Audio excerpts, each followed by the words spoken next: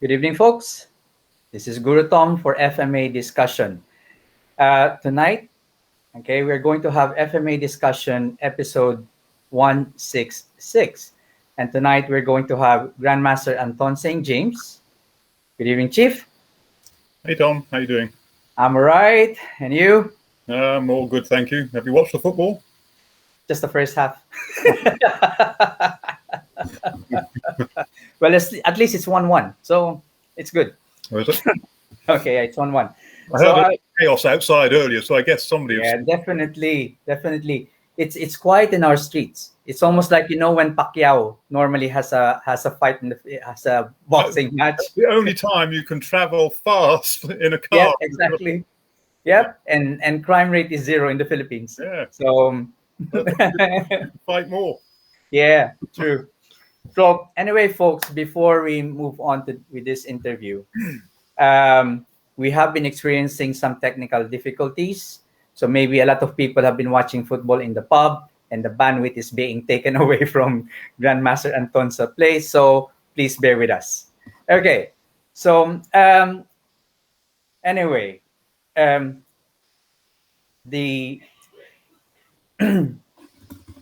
yesterday during the test run, Grandmaster Anton has already started talking about his journey, how he started with in martial arts. Okay, maybe he's gonna have a recap about it, and then we're gonna push on with that. But there are some things that I would like to point out. Okay, why I'm really honored to interview Grandmaster Anton.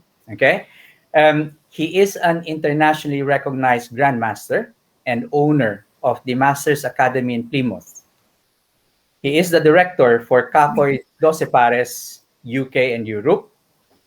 He is the chief instructor for San Miguel Eskrima, UK and Europe, the founder of Blade Warrior International, operation director for No Live Blade UK, executive board member of the British Council of Kali, Eskrima, and Arnis instructor, and the UK director and international advisor for the Philippine Martial Arts Hall of Fame. If I have missed anything, I'm pretty sure you'll be able to fill it up later on. Okay, so shall we have a short recap of yesterday's? Oh, okay. So yesterday. Yeah. So that was the start of my martial art journey and how that all started off. So as I say, I was influenced heavily by David Carradine in the early 70s with the TV series. Yeah. And also Bruce Lee, who happened around about the same time. So I've kind of been dabbling with a little bit of martial arts before that, with friends at school and what have you, just by reading books and what have you. And I was fortunate enough for the school that I went to, we were used as a test project or a test pilot for judo to be put into schools as an option in sport. So the school I was at was the first school to get judo introduced as a sport option, and we all did a judo session.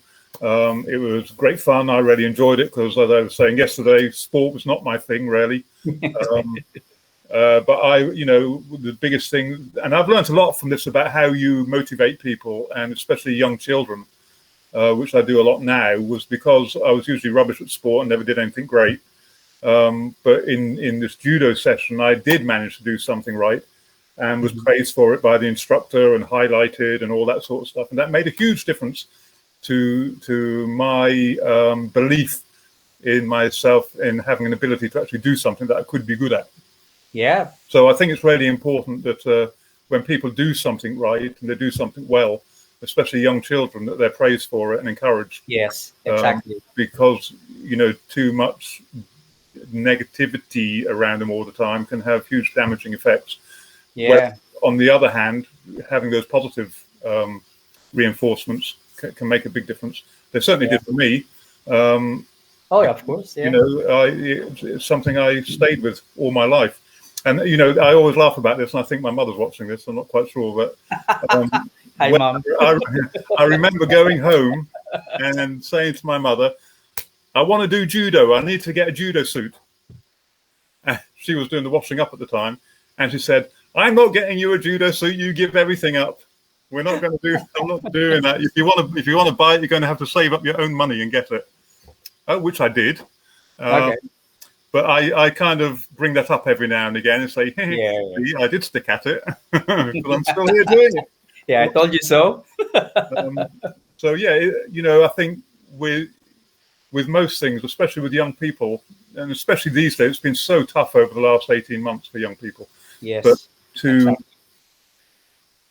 I always say you've got to find something in your life that can stick with you for all of your life. It doesn't matter what it is. It could be football. It could be tennis. It could be any physical activity. Yeah. But if it appeals to you, you can be quite good at it. You don't have to be great at it. But if it's something that interests you, motivates you, Yes. that going through your life, because that will, all the negative stuff that goes on in life, and there's lots of it, as we know. Yeah. Although you might stray, it can bring you home. Yes, exactly. And resettle you. And that is so important as you go through this long life journey from beginning. Yeah, it somehow balances it. Yeah, it does. It gives you focus, gives you something to keep striving for. And the thing I love about martial arts, it's a continuous striving. Yeah. Because I don't see it in other sports, because most sports personalities, they retire at a certain point. But martial arts is something that you don't have to retire in. I always look to Manon Kakoi, who was my big influence on the Kakoi Doce Paris system. And he was 96 years old and still training and still trying to achieve more, even at a great age. So it kind of brings it home to you in a way that if you find that one thing that can hold everything together for you, then you've got a vehicle that's going to help you traveling forwards. Yeah, exactly. And it helps. Having something like that actually helps not just your body, but also your mind and your emotions. Absolutely. Especially when you go through life itself. If you know that there is something that you love, you like, and something you're good with, something that makes you feel good, then keep it. Yeah, it's a keeper. It's a keeper, yes. Exactly. Yeah. So that was my initial influence in martial arts and how it all got started. Then I started to branch out and other things. I mean, I was cross training martial arts before cross training was really allowed. Because back in the early days, if you trained with other clubs or other schools, that was really frowned upon. Yeah, they were. Yes. And you had to be loyal to your school, and I still believe in that loyalty, and I was very loyal to the schools that I was a member of. But I also had that thing in me. Well, I want to learn this. I want to be able to do that. I don't want to be on this one limited path. Stuck in one, yeah.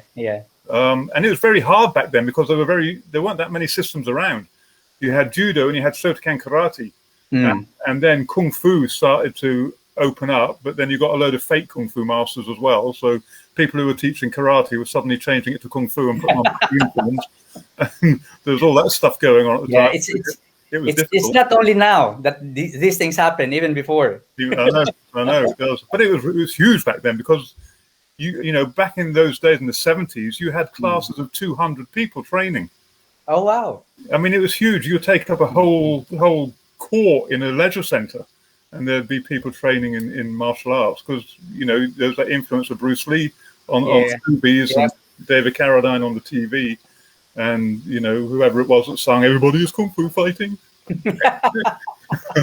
So you had and there were magazines out about it, and things like Inside Kung Fu from America was coming over, the magazine from there. Yeah. Go away. And a whole host of things were going on at the time, so it was a huge influence for martial. Yeah, I do remember watching Kung Fu, David Carradine. I mean. Normally, like in the Philippines, it's shown on a Sunday, right before Charlie's Angels. So all my family, basically, we go to my grandparents' house, and watch it. Everybody watches them. So yeah. This is my mother. Okay. Oh, I see. Hi, Mom. Oh God, this is awkward. I'm doing this on here. See, I told her she could watch it later on video. She's very supportive. Although she wouldn't buy me my first judo suit, she's always supportive. Well, actually, that's one way of her actually training you. Maybe that's the reason why you managed to achieve all these things, because This is what she did as well. She used to say to me, do the washing up or do the drying up or go and clean the windows because it will help you with your martial arts. yeah. I was getting wax on, wax off from my mother. Ah, so Before you had your personal Miyagi. I did. And that was my mother telling me to go and do all these things because it would help me with my martial arts. Okay, so you did judo, you did karate. Before we start with all of the FMA, what other martial arts did you try or did you manage to achieve? Okay, so let me just go to FMA Discussion. Oh God. That's fine. That's fine. So, like I say, from the judo, I also had a school friend, a Chinese school friend. This poor kid, he used to get picked on at school by some of the other kids, and so I kind of befriended him, and we got on quite well. And his name was, he had Ping. Part of his name was Ping, and all the kids used to call him Ping Pong. Okay. But that sort of it's bullying sort of thing, and I felt really sorry for him, so I kind of stuck with him, and he got to know that I did judo and all that sort of stuff. And he said, "Oh, you need to come and see my uncle. He lives in Chinatown," and he took me to see his uncle in Soho, and it was in a basement of a restaurant, so it's really kung fu movie stuff in a sense. Okay, all right. It was quite strange. So we had to go down this alley, and we ended up in this kind of basement of a restaurant, and we just trained there. And I was the only kid there, and I was 14, 15, and the only Westerner. So everything was in Chinese. I didn't understand a word of it. I just had to kind of follow along. And I think his uncle was just kind of kind. I don't think he me there. I think it was just he's a friend of my nephew, so I'm going to let him join in. So I just had to kind of follow along with the movements, and stuff like that. And then we did kind of stuff like that. And at the end of each session, we do all this soft flowing stuff, which I didn't have a clue what that was all about. It was like, what's this all about? Later, I understood it to be Tai Chi, which he always used to close the classes with. So I did that for about a year and a half before he moved back to Hong Kong. Okay. Sadly, I would like to have pursued that, especially at that time, because it was kind of a unique introduction to martial arts for a Westerner, especially. And my father was in the army, and at the time he was offered, as I said yesterday, he was based out at Whitehall, but he worked under Prince Philip, doing a lot of the ceremonial stuff, like trooping the colour and Queen's. Yeah. So he was involved in a lot of that side of things. But his regiment were posted to Hong Kong. All right. He could have gone, and we would have gone with him, but he didn't want to do it. He wanted to stay doing his job. Oh, I see. Okay. So we didn't go. So that was really annoying because I could have ended up in Hong Kong. Not so good now, but back then it would have been great, Yeah. So I did that, and then my father retired from the army sometime later. This was going into the late 70s, I guess. And they moved from London to Milton Keynes. And I had started work. I was working at the National Institute for Medical Research at the time. That was the first job I had when I left school, working in animal house testing stuff. I don't go into that because I didn't like it. I ended up quitting the job after a while. All right. I didn't like doing that.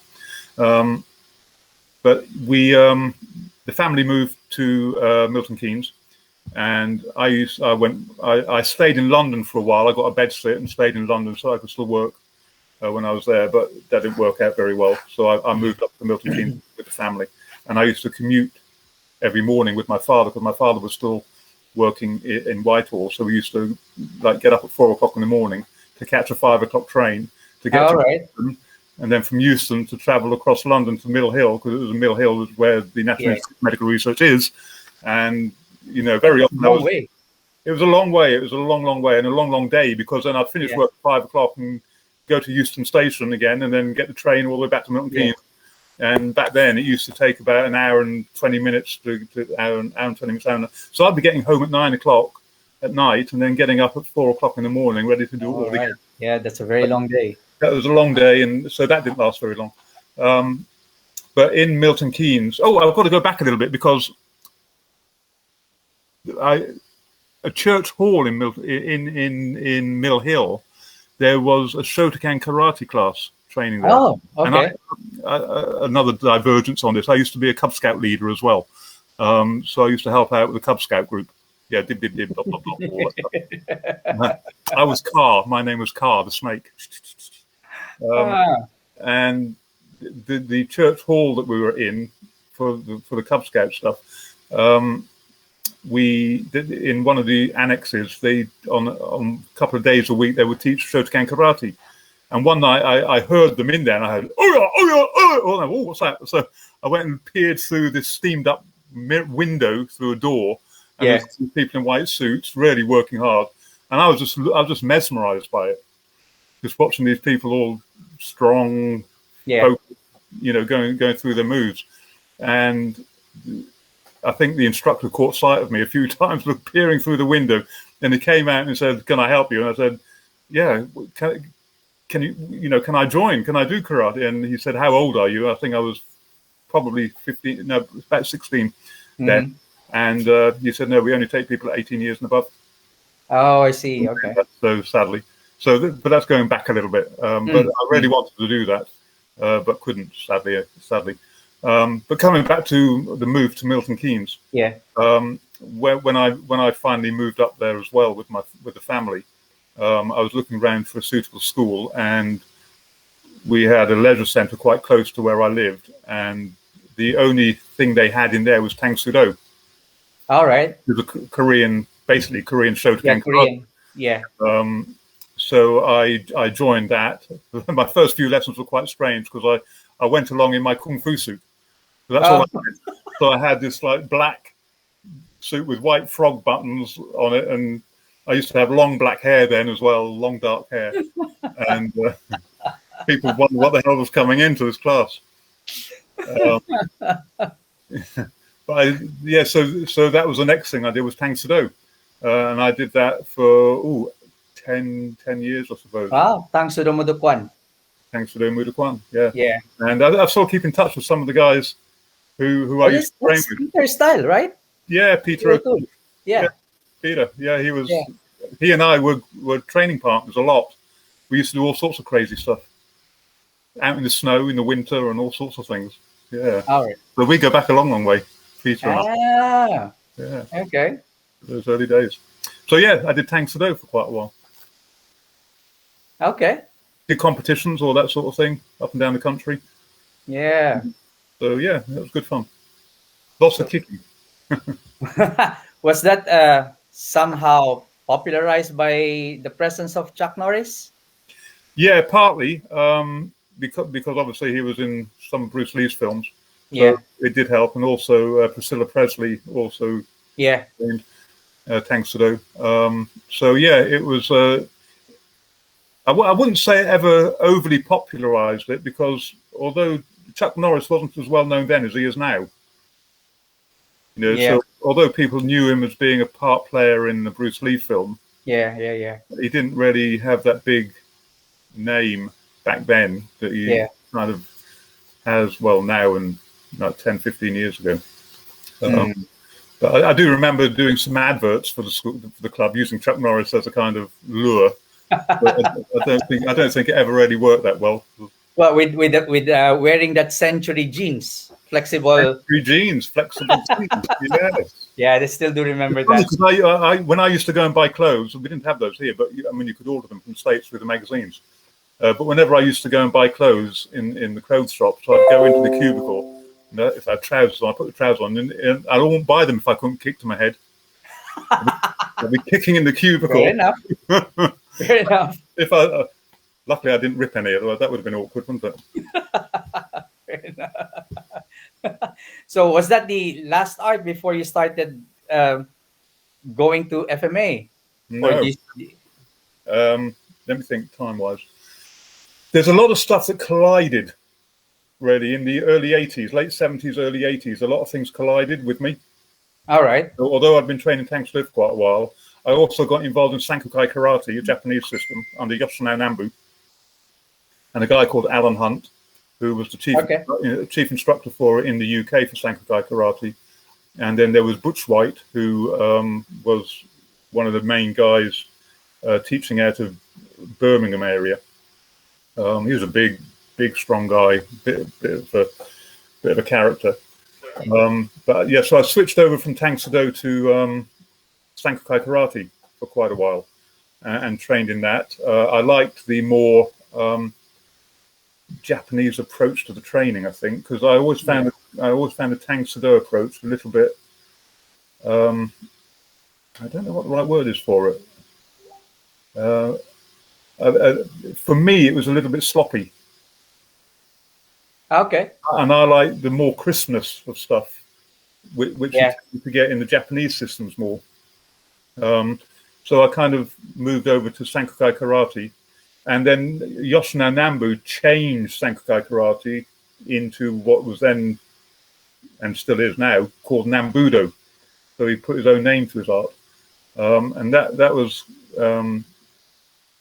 different, because going from this kind of strong punching thing, he suddenly starts throwing this arm back like this and doing more circular punching like this. So it kind of looked very Hungarish. Yeah. Kung Fu. It wasn't. It was very Japanese. Yeah.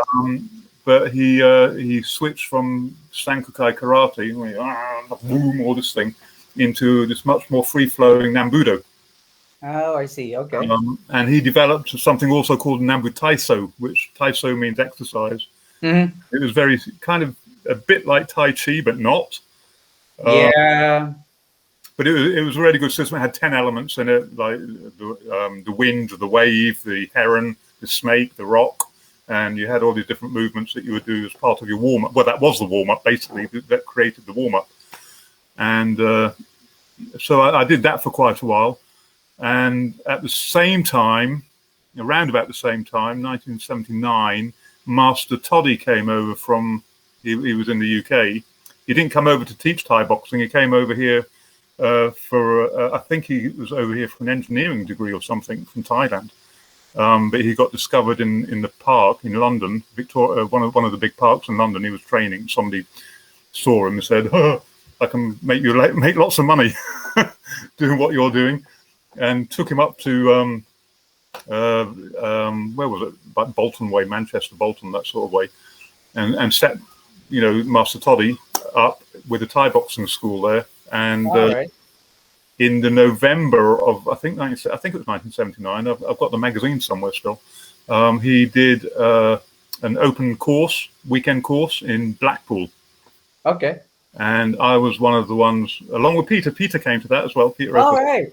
And we went on that course that weekend in Blackpool. It's bloody awful. It was horrible weather.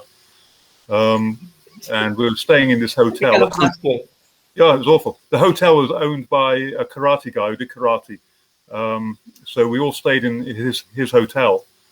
And he had this blooming great foghorn thing that go at like 4 a.m. We all have to get up. And we sort of downstairs into the foyer area, and Toddy would be there, all ready to go. He'd say, "Come on, we're going for a run," and we'd all have to running at 4 o'clock, 5 o'clock in the morning, no breakfast, sleep still, onto the beach, and then we'd do training on the beach. First thing in the morning, he'd have us going in the water, get in the water, all this, and then we'd go back and eat breakfast, and then we had training in the morning, and then lunch, and then training in the afternoon, and then the evening was free. But there were about 100 people on that course, and most of them were black belts in other systems. All right. But it was eye-opening for a lot of people, because it was like, Jesus Christ, this guy is incredible. Because he was doing all these spinning kicks, and he did a demonstration. He's the only person I've seen. One of the Thai skills or demo skills, if you like, what is to break glass, put it on the floor, go on the glass, somebody on shoulders with a sword, with an apple on the end of the sword, and they jump and kick it off. So a lot of Thai people have done that as part of their demo. Yeah. But Toddy is the only one I've ever seen do it blindfolded. Oh. And it was incredible. It was like unbelievable what he was doing. Really energetic, a really good motivator, best motivator. And I mean, I try and emulate it when I teach. My motivational methods for teaching kind of come from Master Toddy. And, you know, one of his top guy back then was Ronnie Green, who's, you know, people watching this probably know who Ronnie Green is. And I had a business partner back then, Brian Walker, because we were starting to open up our own school in Milton Keynes at the time. And we would often at weekends go down up to Blackpool. And we'd train over the weekend with Master Toddy. And then come back to them. So we did a lot of that. And then I was training in the week in either Sankukai, Nambudo, or Tangsado. I was doing that sort of stuff. Had another friend called Dave Thatcher, who was part of the World Jiu-Jitsu Federation, and we'd do jiu-jitsu with him. So I was doing a lot of different things back then, and reading a lot of stuff about Bruce Lee. All right. And, you know, trying to emulate his, because I'd always had this philosophy of cross-training. You know, I'd always thought myself that, you know, just punching isn't enough. You've got to be able to kick. You've got to be able to do some groundwork. You've got to be able to grapple. And I liked weaponry. I really enjoyed weaponry. I thought that fascinated me, seeing all these different Chinese weapons. So, you know, that was it was a great time. If you were involved in martial arts back then, it was a great time. Because another friend of mine called Stephen Bell, he was in the Sankukai karate system. But we used to travel, we used to put white belts on and go and train with any club we could find. We'd just get in his car and we'd go and find a club and say, you know, we respectfully, you know, we'd like to train with you. And we used to we'd go to taekwondo classes, karate classes, anything we could, we'd go and train. It was a great training time, a lot of things happening. But yeah, Master Toddy, I had the honor to stay at his house on a number of occasions when we were going up there. Don't get a hotel, he'd stay with us. I also have the dubious honor of throwing up in his car. What happened? Well, we Brian and I had been training at his gym, and I mean, one of the things Toddy used to do was as soon as we walked in the gym, he'd say, "There's a bag, go do 1,000 kicks on it. That's your warm up." You know, all right, okay, sort of thing. And so we had our morning training, and then we had lunch. Now we went out and we got a takeaway, and I got one of those northern meat pies that they do, and started training in the afternoon, and started to feel really a bit dizzy and lightheaded, and I don't feel too good. And Toddy stopped me training and had me sit down. And then when he was driving us back to his house, I was like, I'm going to throw up. I think I just managed to get the window open when I threw up. But he was really nice about it. He got me back to his house. I was a bit out of it. Yeah. He put me to bed and said to sleep. So yeah, that was memories, eh? Yeah, there were lots. And when he used to come down to Milton Keynes, he used to come and stay with us at my mother's house. And my mother said, "Oh, I don't know what would he eat? I don't know what he would like to eat." I said, "There'd probably anything. He's been living in the country for a while." He said, "Well, I'd like to give him something that he's familiar with." So I went out and bought a Thai cookbook. All right. And she attempted to do this Thai meal for him. Oh, bless her. And he was very gracious. He liked it. I don't know if it was good from a Thai point of view, but he was very gracious with it. Thanked her very much. Well, at least yeah. And, you know, Peter O'Toole came on a couple of the seminars that we did for that as well. So, yeah, we were great training buddies back then. All right. Okay. So that was my first introduction to Master Toddy. And it's like there's so much happening at this time, because then Victor Khan for Wing Chun Kung Fu in London, and I did some stuff with him. He was a hard teacher, very hard teacher. And there were other guys. Austin Go was doing seminars, and I would go and train with him. And then I read in karate. Do you remember the magazine Karate and Oriental Arts? Yes, I do. Yeah, it was a great little magazine, that. And I used to get that. And there was an article in it on Filipino stick. All right. And again, this was the early 80s. So I think around about that same time, the Way of the Warrior series came on the BBC TV.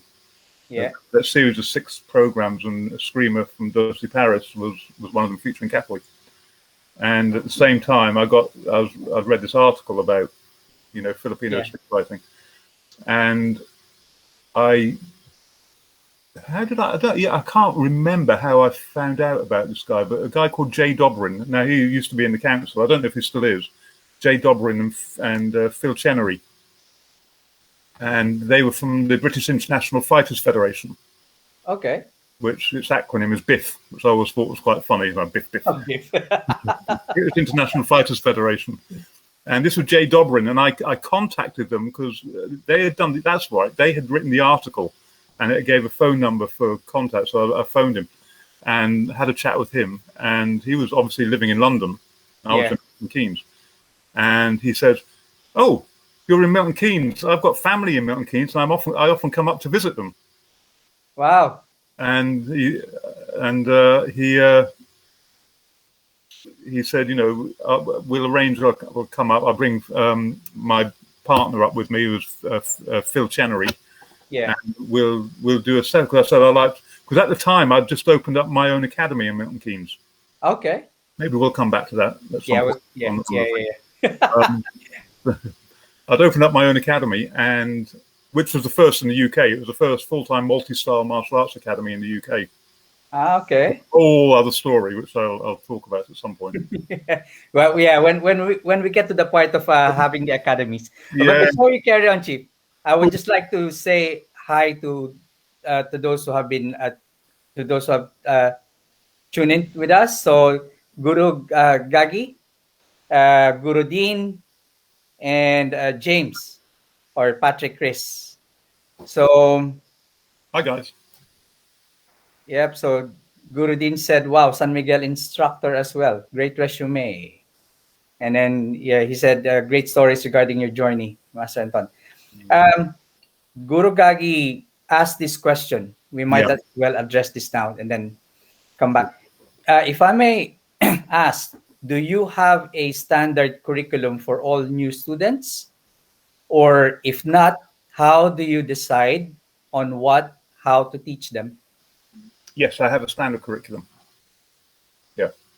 The problem, I don't know if you've experienced this, but we also have within my academy, we have kickboxing as well. So I'm assuming he means about the Filipino stuff, presumably.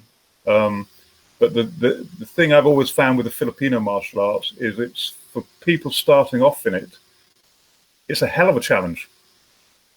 Really challenging for a lot of people because you're kind of introducing right and left hands. Yeah. Footwork at the same time. And most people are right-handed. They never ever use their left hand in their life. And suddenly you're giving them 2 sticks and saying, "Here, get on, we're going to do this."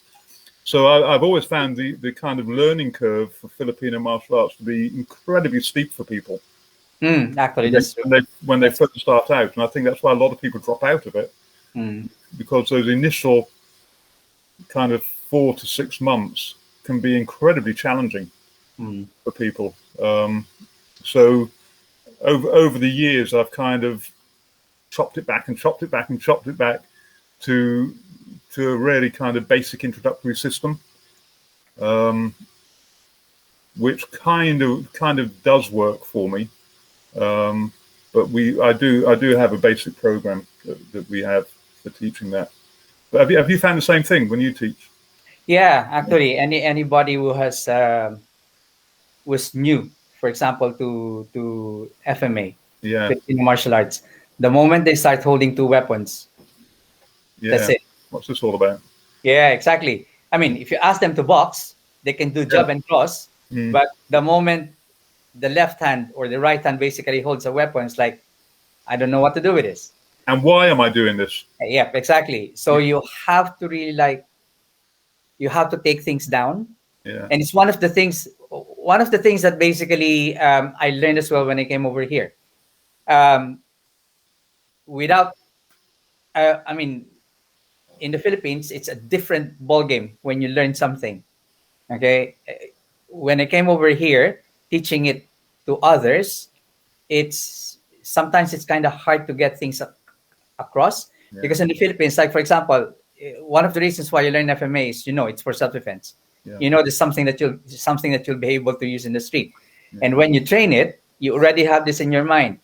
You train it as if your life depends on it.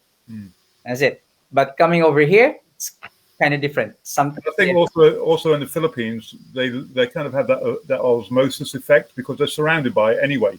Yeah. It's within the school system and all sorts of things. So Yeah. they kind of pick it up. It's kind of that group osmosis thing that happens. Yes, that's true. Certain things, and so I think that they kind of get it a lot easier and faster than Westerners do. Yeah. But yeah, I mean, luckily I'm used to teaching people of with wide range of capabilities, so I managed to adapt to it and adjust to it. Sometimes some of the teachers back there, my friends back there, is like, why are you doing that? I said, it's because I have to do it that way. I have to do that. Sometimes I have to think outside of the box to be able to get my idea across or what I want to teach them across. So you have to experiment, and what works with one person sometimes doesn't work with another person. So you have to continuously evolve in the way you teach people as well. Yeah, So, it is very difficult. I've always found it challenging yeah. to get people started with it anyway. Yeah. Don't know, but yeah, like I say, we do have a basic program that I teach, which is really simple and gets people introduced to it. I also introduce stick boxing as a part of that process. So they've got a glove on this hand and a stick in this hand, and they can punch. And we put in basic boxing skills as well from the Filipino dirty boxing stuff. So Yeah. we do a fair bit of that, and then not slowly, but what I've always found is that the people who really get into Filipino martial arts are very into it. You don't really, it's not really recreational in a sense, because Filipino martial arts is quite an intellectual art. You've got to be able to think things through before you do them. Yeah. Whereas a lot of people, especially in this country, kickboxing, Thai boxing are really popular because they can just go and get rid of all their aggression. Yeah, that's true. Fast. Whereas Filipino stuff, you kind of got all this pent up aggression potentially, and somebody gives you a stick and do this, and you're like, just hit something. Yeah, Doing basic stick boxing, which blends those two elements a little bit. That kind of helps with introduction to it. Yeah, you need to do it with a certain degree of finesse. Yeah. when you're given a weapon. Yeah. Because I mean, you can do bagging on bags, but you've got to have built a skill first. Yes, exactly. That's the problem. Somebody goes on a punch bag, they can have zero training, and go crazy on a bag, and get rid of all that pent up aggression. Yeah. You can't give somebody a stick and say go and hit that bag, because they don't know what to do with a stick, other than cavemanning it. So. That's true. That's true. So yeah, okay. Well, we're gonna get into the academies anyway, because it's actually. I know that you set up that academy in Plymouth, but I didn't know that you also you started with that academy in Milton Keynes. Are you still with me, Chief?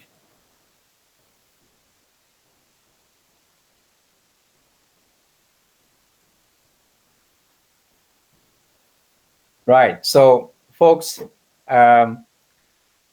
Chief Anton is experiencing some technical problems at the moment. So, one, if you're watching this, please say hi or hello. And if you got any questions for Grandmaster Anton, please don't hesitate to put it in the comment box.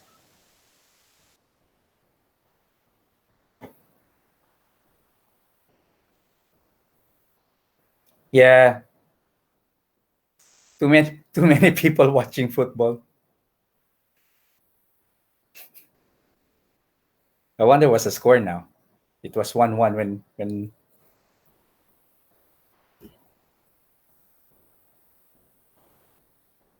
let's just wait for him.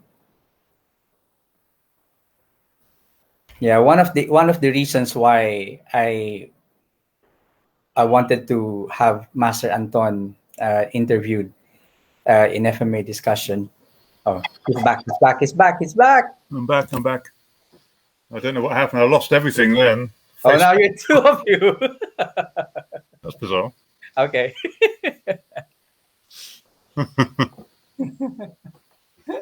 another dimension. Yeah, I know. From the multiverse. Yeah. Yeah. I don't know what happened. Anyways, so before we get into the academies, okay, how did you get into FMA? So yes. So Jay Dobrin and Phil Chenery.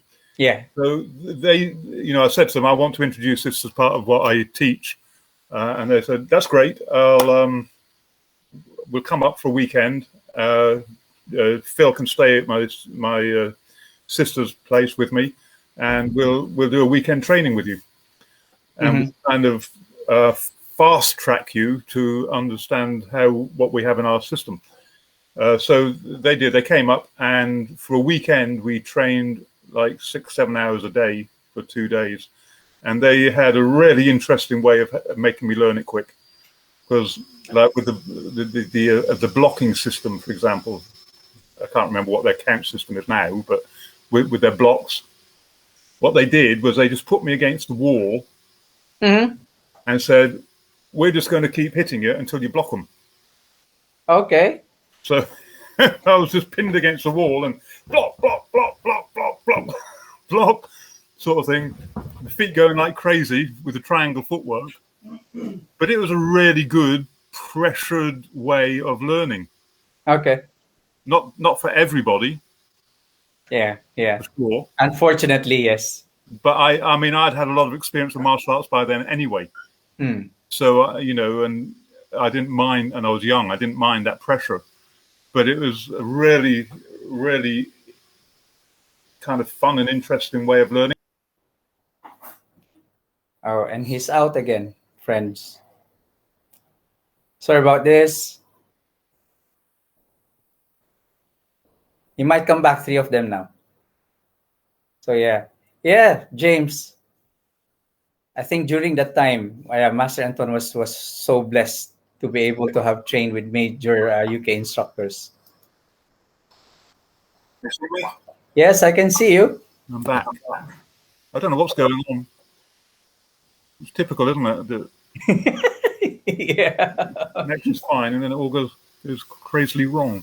But yeah, it made me think a lot about different ways of teaching people.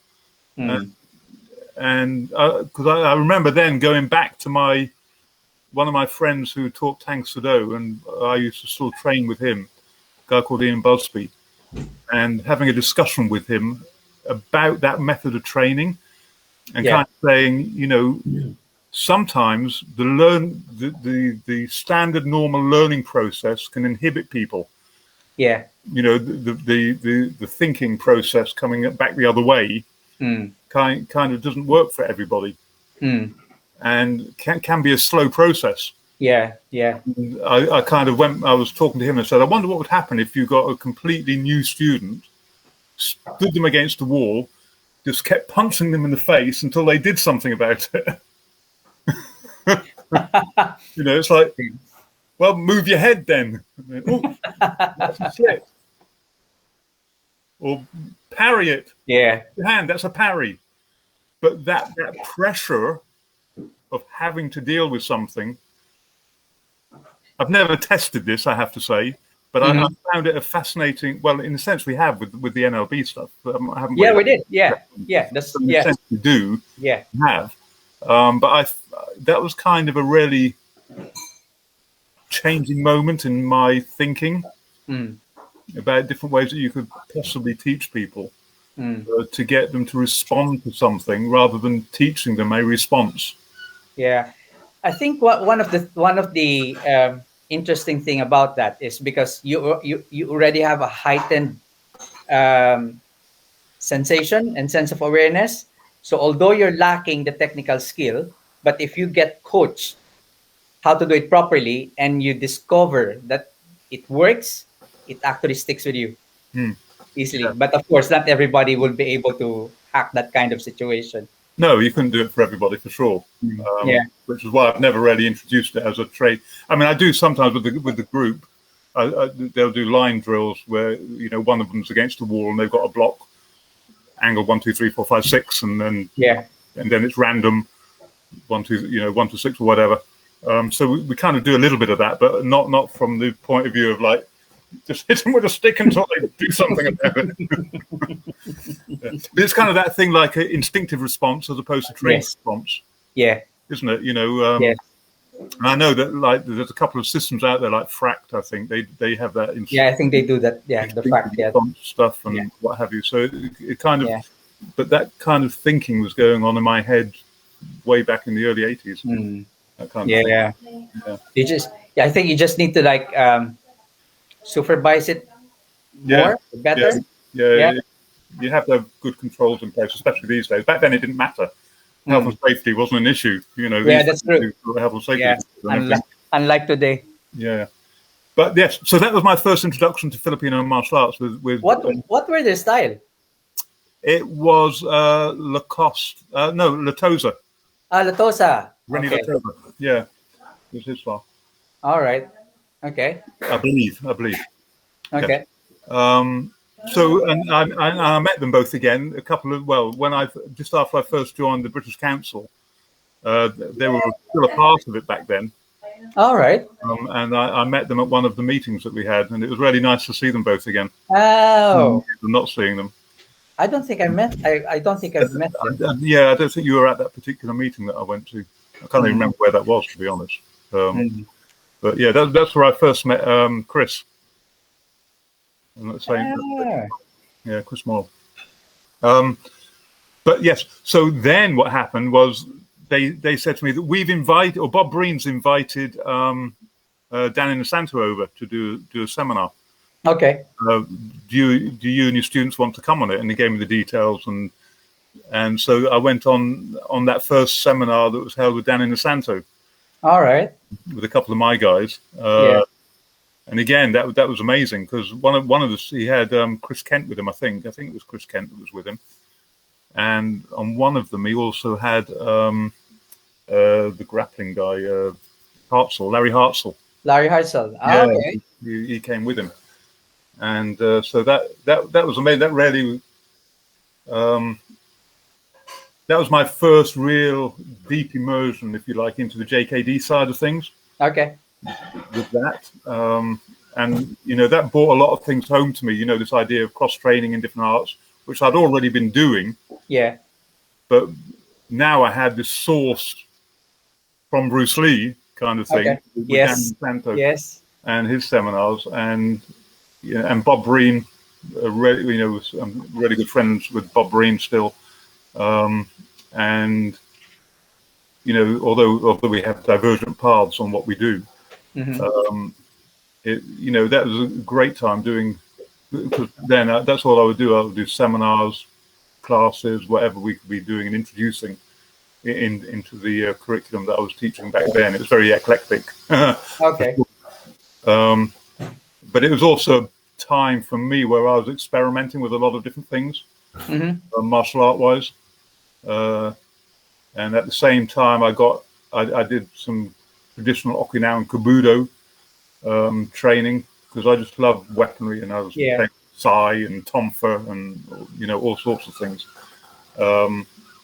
And a lot of that was influenced from Karate and Oriental Martial Arts or Karate and Oriental Arts magazine. Yeah.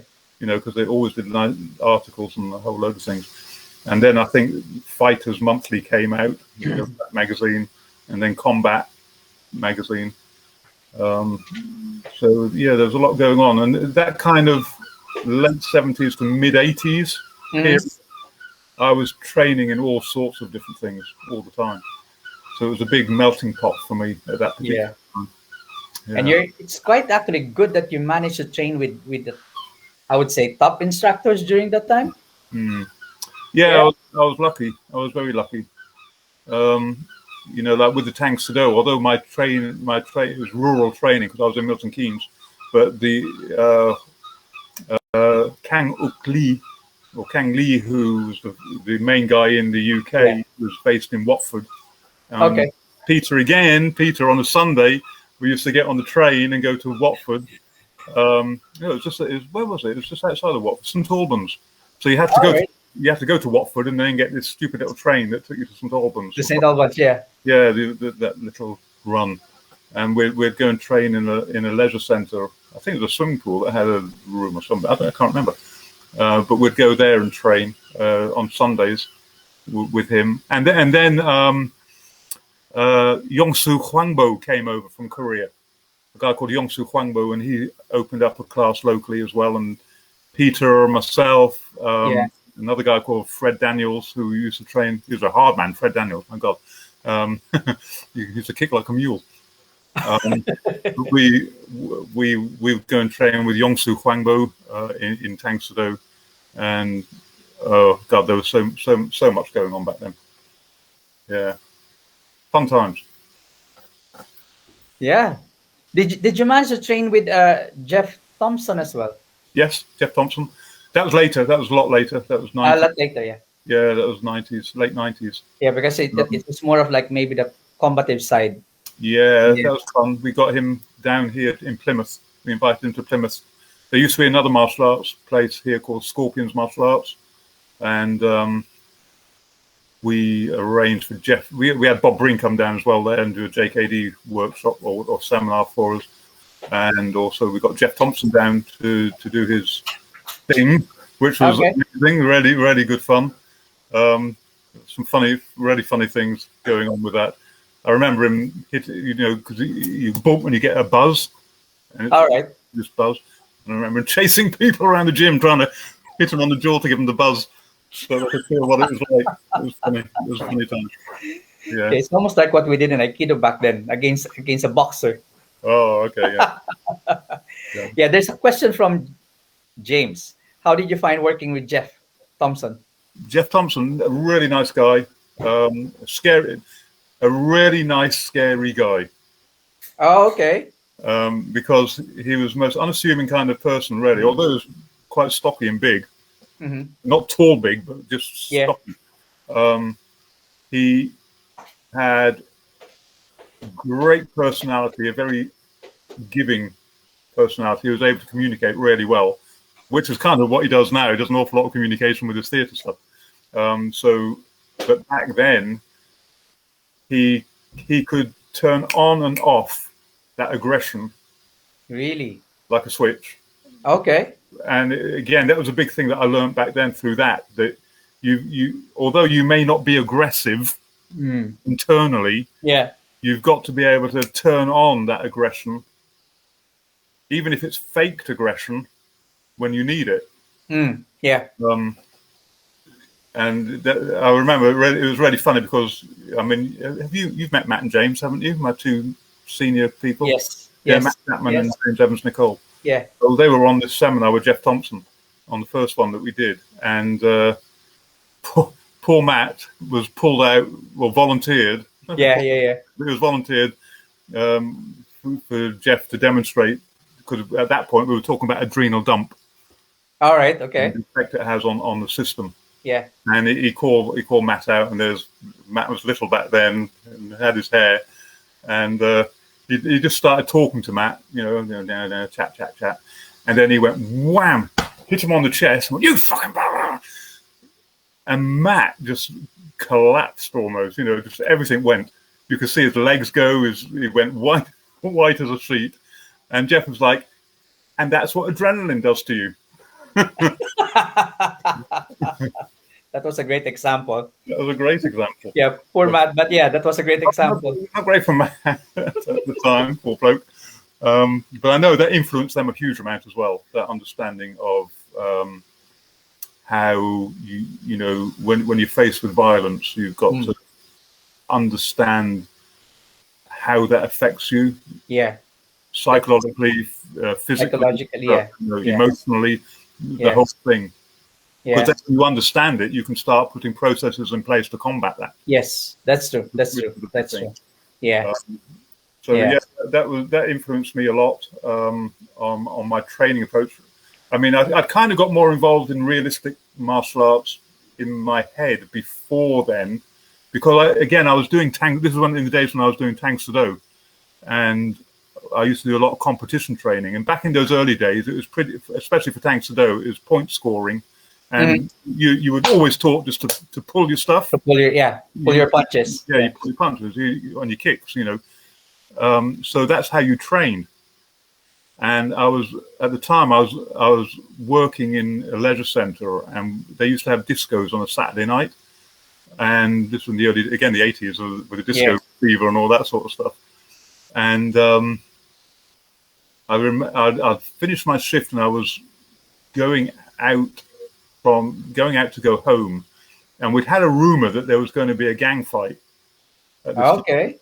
Some guys from Luton were supposed to be coming down and smashing the place up and all that sort of thing. Yeah. And we used to get that sort of thing with the Luton people all the time. Luton people and Milton Keynes and all that rivalry that used to go on. I mean, you know, that was still traced back during your days. Yeah, absolutely, and it's I'm guessing it still happens now. I don't know. Yeah, it does. Well, except sometimes they do have a rivalry with the North Londoners, but that's on drug-related issues. But yeah, there you go. But this was a classic 80s type fight thing. Yeah. They go on, they'd come with baseball bats and all sorts of stuff, which they did on that particular night. They did, and there must have been about 80 of them. 80 to 100 people arrived outside, and they arrived as I walked out. And I walked straight in to all these people. And I was like, Jesus Christ, what's going on? And I got cornered against the wall. And there were three guys in front of me coming at me. And I remember, boom, going to hit one. Mm-hmm. And I pulled my punch. Boom. Oh. And he just started hitting me. And I managed to get out of it. And I ran back to the leisure centre, where they were phoning the police and all sorts of stuff, because all sorts of stuff, there was fights going on all over the place. And I thought to myself, well, that didn't work, did it? And my approach to training, I was not going to be pulling this stuff anymore. Yeah.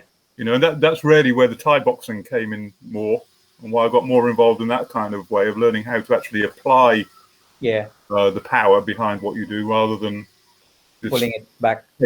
Tiger business. You know, and learning that you've got to let the tiger out. Yeah. You have to. Yeah. There's a story similar to what happened to you in the Philippines. He is a karate guy. I think he was like 4th or 5th dan, and he got into a fight, got squared off with somebody who was sitting down on the chair. To cut the story short, he punched the guy, but again pulled the punch. And then he was mobbed down. Yeah. So it's the same thing, because you get used to it. Yeah. You get used to pulling your punches. And it's what Bruce Lee said: the way you train is the way you react. You know, and that was a classic example. Yeah, classic example of that. Right there, you know, and that had again, and that's really where my whole mindset changed about reality-based kind of martial arts. Yeah. And having. I mean, the people I trained with after that didn't like it very much, because I stopped pulling my punches. But yeah, it was a fun time. Yeah. So that was my first introduction to that, and like I say, I did the thing with Dan in the Santo when he came over. Yeah, that's where, you know, because on that seminar he introduced a lot of Filipino martial arts as well. Okay. And that's kind of really where I got my head around, I want to do this. And with the Warrior series that had come out, and I remember watching that, and then the the Screamer Mm-hmm. part of the series came on, that episode, and I said, one day I'm going to go there and I'm going to train with that person. And that was in the early 80s, and it took me until the mid-90s before I could actually do it. So it took me a good 10 plus years Oh, wow. Okay. before I was actually able to go out there for a prolonged period. Because I thought, if I'm going to go out, I'm not going to go out for a 2-week holiday. Yeah, that's true. You can't go that far and learn anything. Yeah. So I wanted to be in a position where I didn't need to worry about income or time exactly, and just go and train. So I went. That happened back in the mid-90s, and I didn't know where I was going. I just wanted to go to the Kakoi school. Mm-hmm. So I bought a ticket. You had to go to the embassy back then to get a visa. You couldn't just get on the plane and go and get your thing stamped when you get there. You had to Yeah.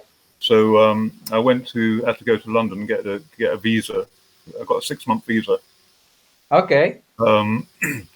And sort of, I didn't know where I was going. I just packed a rucksack on my back, got on the plane, landed in Cebu. Okay. Got a taxi, and back then taxis were a bit dodgy. I mean, there's a lot of controls of taxis now. Yeah. Back then there were lots of unlicensed taxis and all sorts of stuff, and there was this big thing about foreigners getting in taxis. Yeah, foreigners getting a taxi, yes. And then being taken off down dark alleys and robbed.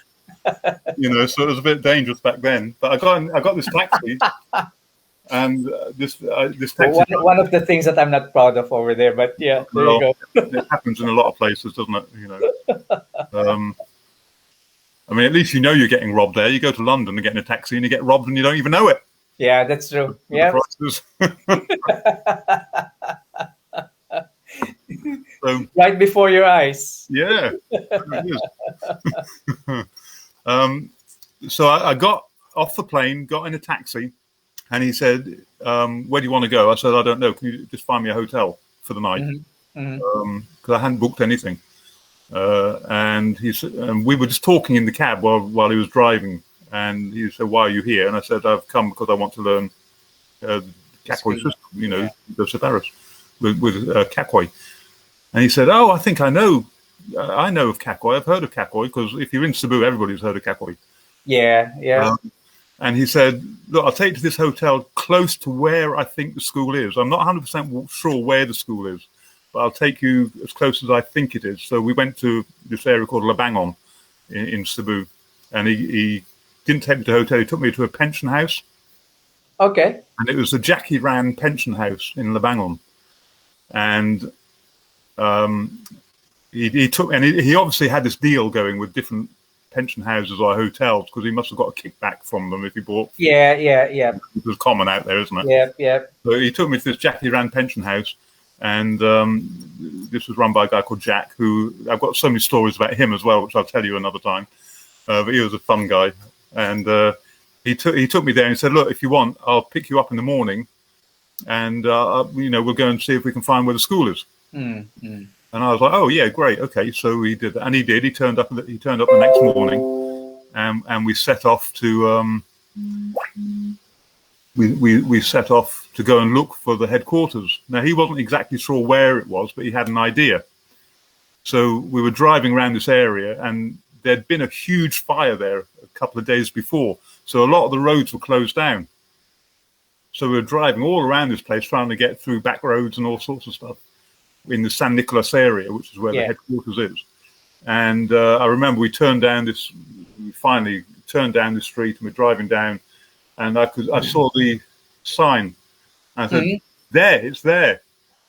And we pulled up, and he came out with me. We walked down the side alley that goes to the headquarters and through the gate. And because the Kakoi complex, they have some houses where Kakoi lived. Yeah. The brother Edgar used to live above the gym because they had their own gym area, which is the original gym for the Doce Paris. It's where the actual Doce Paris was formed. Also, they have already moved gyms now. They have already moved. No, they've never moved gym. They haven't. Okay. Doce Paris still the same quarter is where the Kakoi house is. Oh, I see. Okay. Because I've got to remember there's two factions of Doce Paris. There's Yes. the Inicio branch, and then there's a Yeah. Catholic Yeah. branch. And we walked down to the courtyard and I walked into the courtyard and there was nobody there, but then the door opened and this guy walked out and said, "Hi, can I help you?" And I was there with my rucksack still and everything else. I said, "I'm Anton. I've come from the UK to learn the screamer." And because I've seen The Way of the Warrior, I was very stupid. I've seen The Way of the Warrior and I saw, Yeah. Kakoi. Yeah. And he said, "You come to train with Kakoi? Kakoi's in England." And he had gone from America over to the UK at the same time to teach a seminar there with Andy Gibney. I didn't know about. And but Dennis said this was Dennis's son who had come out to see me, who lived in the house, and he said, "Well, Papa's in the UK at the moment, but then he goes back to America, so he's not due back here for quite a while because he used to stay in the States for 6 months." Oh, and then doing the circuit there. Okay. yeah, and then do stuff around the world, and then go back to Cebu for a short time before going back again. Yeah. So yeah, my first journey out to train with Kakoi, I couldn't train with him because he was in the UK. So that's always a funny story that I tell whenever I talk about my first experience in the Philippines. Yeah, ironic. But I did speak to him on the phone. His son Dennis, who sadly passed away last year. Dennis, really sad. But I was speaking to. Yeah, but after a few years, you're basically the senior rep of Kakoy Doce Paris here in the UK and the Europe. Yeah. Yep, and I was the first European Grandmaster or person to be promoted to Grandmaster in Europe. So, yeah, quite an honor, really. Yeah. How did you start with San Miguel? Because that's gonna be my introduction to Dean Franco's question. So how did you start with San Miguel? San Miguel. So I'd heard about San Miguel while I was out in Cebu, and I remember I was the first time I was out there. I was out there. No, the second time I went out there, I was out there over the Christmas New Year period, and they celebrate the Kakoy Doce Paris celebrate their anniversary every year in January, and I was part of that early demonstration thing that they do on the celebration.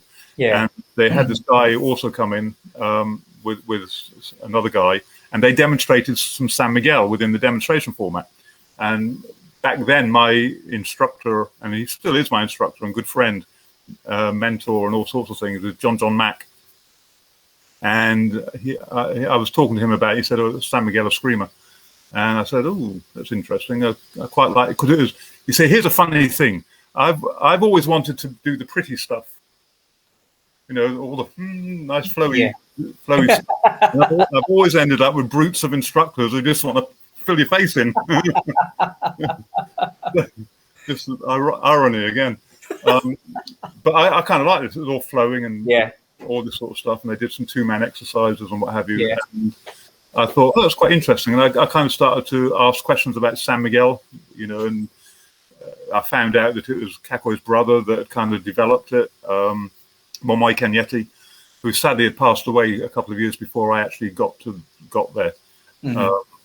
So I never actually met Momoy, sadly. I know some of the guys over here in the UK have. They've been fortunate enough to, because I think a lot of them went over to the first Screamer Championships in Cebu. Unfortunately, I didn't.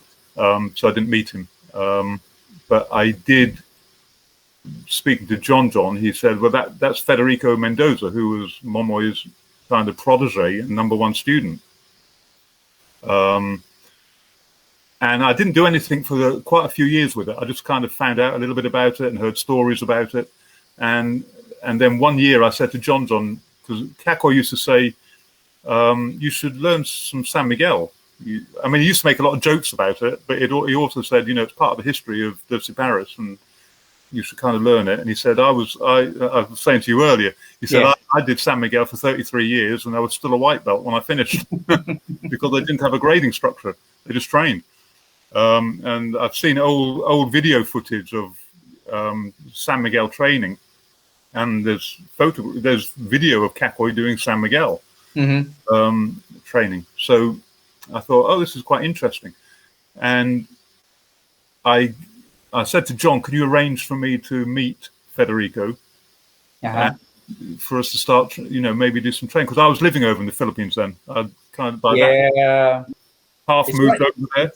It's so one of the things that I envy you. Yeah. I rented a house. I moved John and his family into the house. Yeah. They said, because John was the first person I met in the Philippines. He was my first trainer because Kakoi wasn't there. And Dennis, Grandmaster Dennis said, never mind, I'll contact John. He's our number one fighter because he had just won the world championships in America. And I'll see if he can train you. How long are you over here for? And I said, I'm over here until I learn. Because I knew I had 6 months and I had money to stay. And I got to know John and his family, Cece, Mitzi, and Melody, and all that really, really well. Because back then they lived just outside the headquarters. So literally, they were like, Cece used to come out and look over the fence and see us training. And this is how I kind of got to know John really well, because he would train me. Because one day I said to John, I said, "What do you do for a living?" He said, "I sit in the bottom of a hotel, and when they want water, I pull a lever, and when they don't want it, I put it the other way." And that was his job. And I was like, that's not a very good job. How much do you get paid for that? And it was not anything really. And I said, "Well, look, I'm over here for a little while. Do you want to just teach me? I'll pay you. Just teach me." And so he kind of gave up his job, and I just had him as my private teacher. Oh, okay. For a long time, really, and that's how we kind of built a strong friendship up. Yeah. Because I know Cece, his wife, they'd really never got involved overly with foreign people. But she used to see me training with John every day, and apparently John went home and said, "No, he's a really nice guy. He's keen. He's all this sort of stuff." And they invited me into their house for lunch one day. And so I got to know John's family, and we became very close. And they said, "Look, instead of spending out in the pension house, why don't you come and stay with us?" Okay. And I ended up moving in with them, and so over the years, I've repaid that incredible friendship and help that the Filipinos give. Yeah. So a big thing with a lot of Filipinos who have really nothing, but when they meet you, they'll give you the nothing they haven't got. Yeah, that's true. That's true. It's incredible. Yeah. A lot about humanity being out there and how to appreciate the value of people, really. Yeah. That's kind of, I trained with John for all of that time. I never got to meet Kakoi on that first journey because he was in America. He went back to America, and I had to go back to the UK eventually. But then the second time I went out, I did meet him and got the opportunity to train with him as well. But with the San Miguel thing, yes, I met John arranged for me to meet Federico. I was living in a house in Banawa that I'd rented, and I sort of said to him, I'll train 3 times a week in the evening if you come along. So for over a year, I just trained San Miguel 3 times a week, 2 or 3 hours a day. And that was incredibly difficult, because Federico's English isn't great. And he had an assistant called Eugene. Okay. And, he used to translate, or Mitzi, John's stepdaughter, would translate if she was there. But it was hilarious, some of the teaching, because he'd forget. Oh. It wasn't that he would forget. It's that because the process of San Miguel, there's a lot of stuff that you can change and do a different way. Okay. And things that will transpose with each other. Oh, okay. It's a very fluid system. Yeah. So he would, on the Monday, he would teach me part of the sequence. And then it'd come on the Wednesday and it'd be different. And I'd say, "You didn't do that on Monday." And he'd have a little argument with his assistant in Cebuano, which I didn't understand. They'd think, and then he'd come back and he'd do it the original way that he did it on the Monday. But I found it incredibly difficult to pick up at first because he didn't really speak English. He would just do the movements, and I had to kind of follow. And it was really funny because the first time I said, he said, okay, I want to learn San Miguel. So he said, okay. And he did this. He went,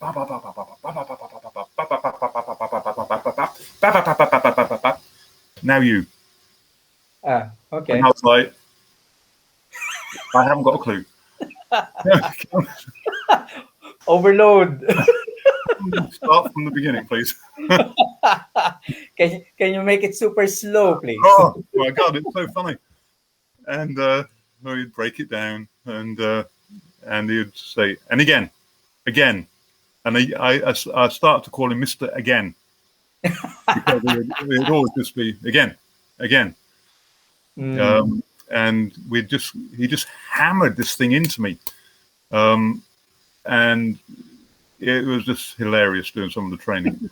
And then we'd talk afterwards. If Mitzi was there with his assistant, we'd have a San Miguel beer as well afterwards. Yeah, of course. You can't train San Miguel without drinking San Miguel. Yeah, of course. That's the icing on the cake. Yeah, that's the icing on the cake at the end of the training. Yeah. And we discuss all sorts of. So I've got a YouTube video. There's a series of videos on my YouTube channel with an interview with him, with Federico. Okay. About his experiences with Momoy and what have you. So it's quite, if you want to go to my YouTube channel, Stickmaster 2000, Anton St.James. Okay. And you can find it on there, an interview that I did with him. All right. And some of the San Miguel training that I did with him, because I would film a lot of my San Miguel training. And that's on there also. Okay. So that was a lot of fun, a lot of laughs, but tough mentally to remember all the stuff, because it is it's very process driven sort of thing. It's like kata or form based stuff. And then we do the 2-man sets, and and I say to him, how many of these 2-man sets are there? And he'd say 70, 80. Wow. What? Learn. And it was amazing. And the really funny thing was, I'd learned the San Miguel form, and then he started teaching me another way of doing it. And I sort of said to him, this is really quite complicated for a beginner to learn this. And he said, oh, do this. And he did this really simple linear drill. And I said, well, what's that? And he said, it's a kata. We also have katas. Oh. They use the Japanese terminology for these things. Yeah. And I said to him, well, why didn't you teach me those first? He said, you didn't ask me to. You asked me to teach you San Miguel. Because what I didn't realize was the San Miguel isn't a form. San Miguel is San Miguel. Oh, I see. It's a really difficult concept to grasp, because although it's this thing that's very formulaic, okay, if you class it as a form, they say that is San Miguel. Okay. But they have katas before that. Oh, okay. Which are really basic. So that's the more basic ones. Yeah, but they didn't teach me that. They taught me that last. Well, you asked for San Miguel. I asked for San Miguel. You get what you asked for. Yeah, exactly. Anyway, Chief. On the San Miguel, you have single stick San Miguel, you have double stick San Miguel, you have stick and dagger San Miguel, you have an Anankil San Miguel, you have Bankao San Miguel, you have the chain whip. It's a 5-foot chain, it's really heavy, and that. So they have like 12 elements to the San Miguel system, and they even have throwing knives as well within the system. So they have the They have the projectile weaponry as well. The whip is used as well. So so I started on my journey with that. And the interesting thing was, with a lot of the 2-man exercises where you've got the stick and the dagger and you do tie-ups and throws and all that sort of thing,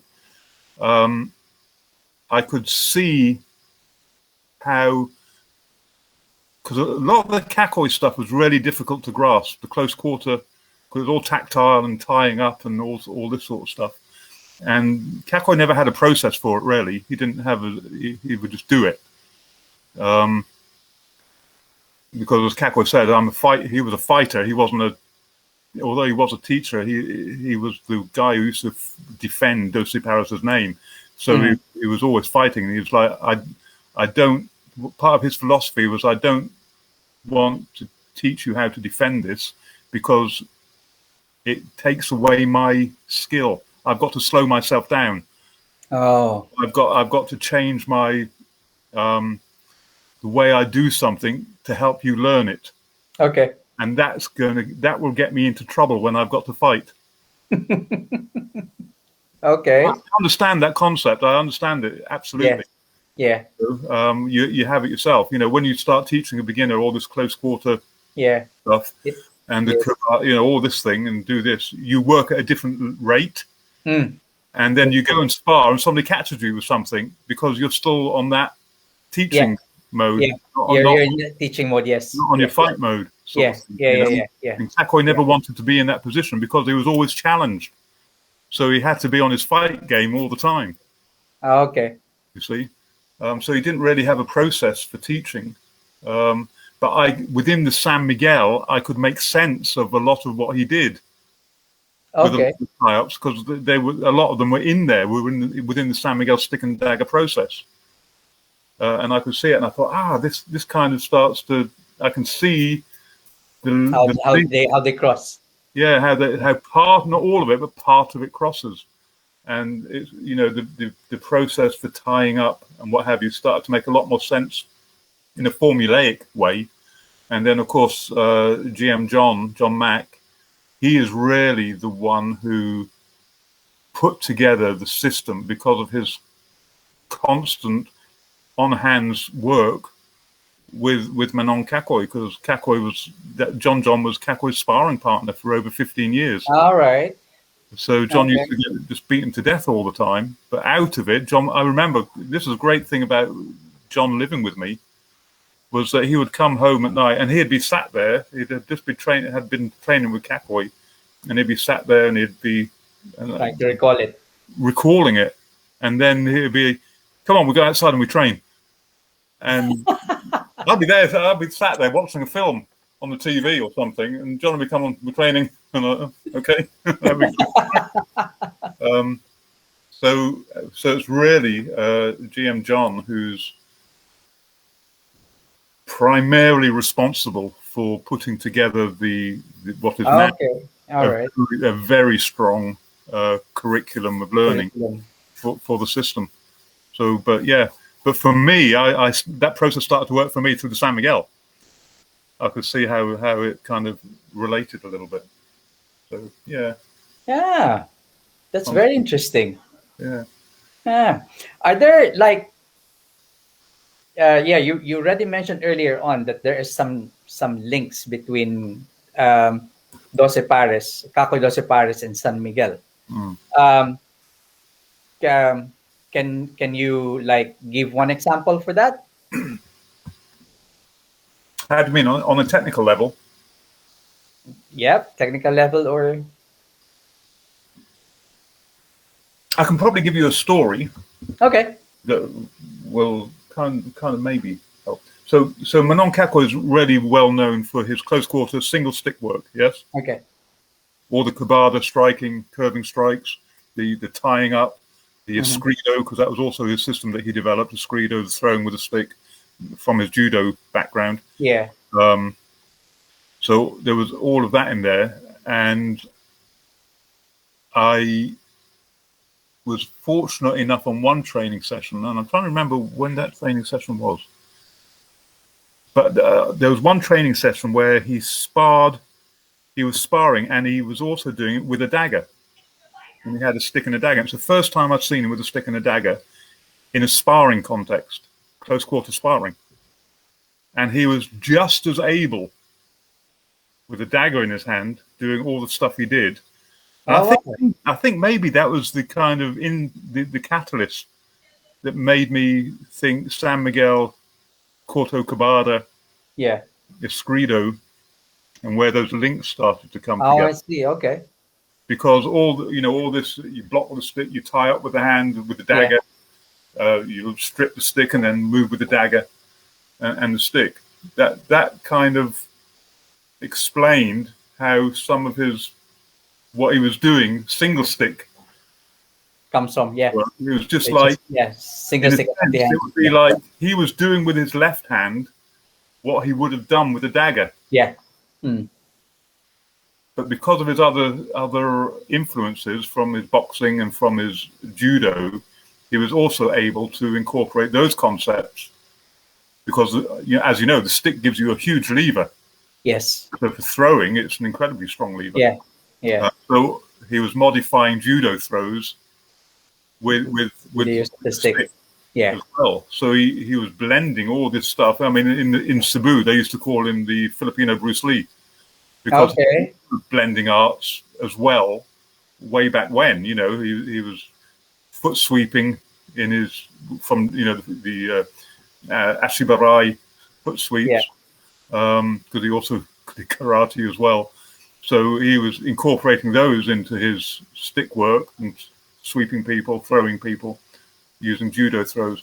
So he was mixing a lot of stuff back then, which is why he had a lot of conflict with Momoy, because Momoy was very, very traditional.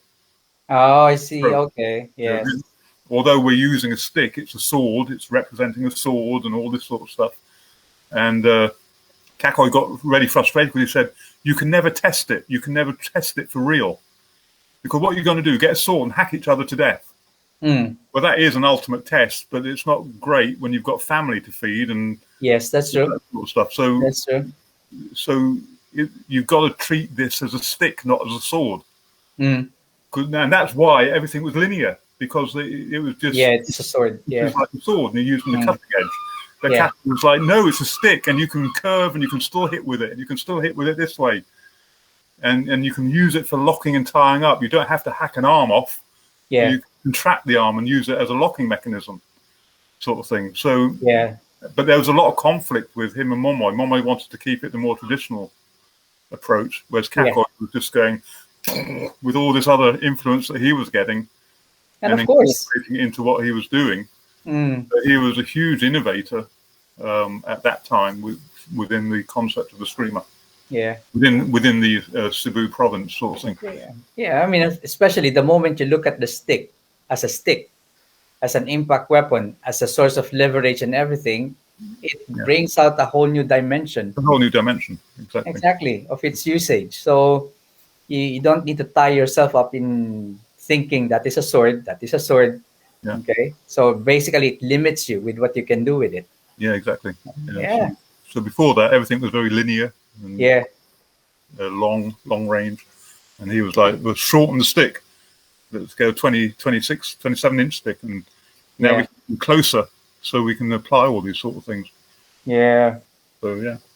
Ah, that's a very fascinating story, and actually kind of like I would say like a deep way of explaining between San Miguel and Eskrima, and even like between Kakoy and Momoy.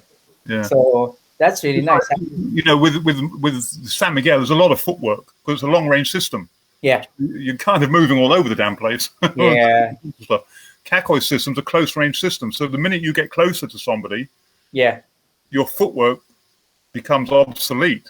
And it's more about how you rotate around your core and manipulate in that Yeah. way. So everything condenses down. So, this is kind of what I like from it. The San Miguel's here and the Kakoi system's here. Okay. But you can see how this happened. When you study both arts, you can see the influences of this. And if you've done judo like I did when I was a kid, and if you've done jiu-jitsu, which I've done as well, you can see how all that fits into the whole thing. Yeah. Yeah. Yeah. So for me, it's been a really fascinating and exciting journey in a sense of discovery of all that stuff. It is actually good because Kakoy managed to fill in like the close quarters, or basically how to bridge the gap between Largo going to the close quarters, or Yeah, the absolutely.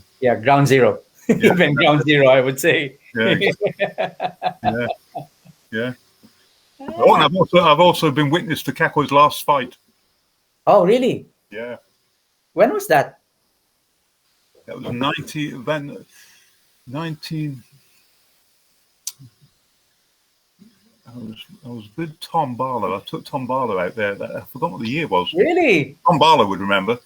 He used to be my business partner. Paging Tom. A big DJJ player, Tom.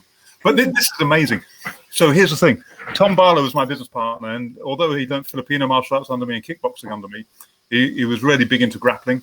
And so years ago, I sent him out to America to train with Eric Paulson for combat submission wrestling. Yeah. Who was a big influence on Matt and James. Yeah. And it's still as well, you know, he's a great friend. I love his stuff. I love it. He's amazing. I love his stuff, yes. I love Eric and Tonya so much.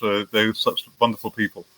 And but Tom went out there, stayed with Eric at the time, and trained out. But I took Tom out to Cebu, to the headquarters, when he was training with me. I took him out there, and this was the same time that Kakoi got this last challenge. It was the last challenge that he ever got. And it was an amazing experience because it was done in the traditional way. I'm not going to go into names of who did what and when. Okay, all right, okay. I don't want to get into the politics of it. Yep, okay. But I want to explain the story.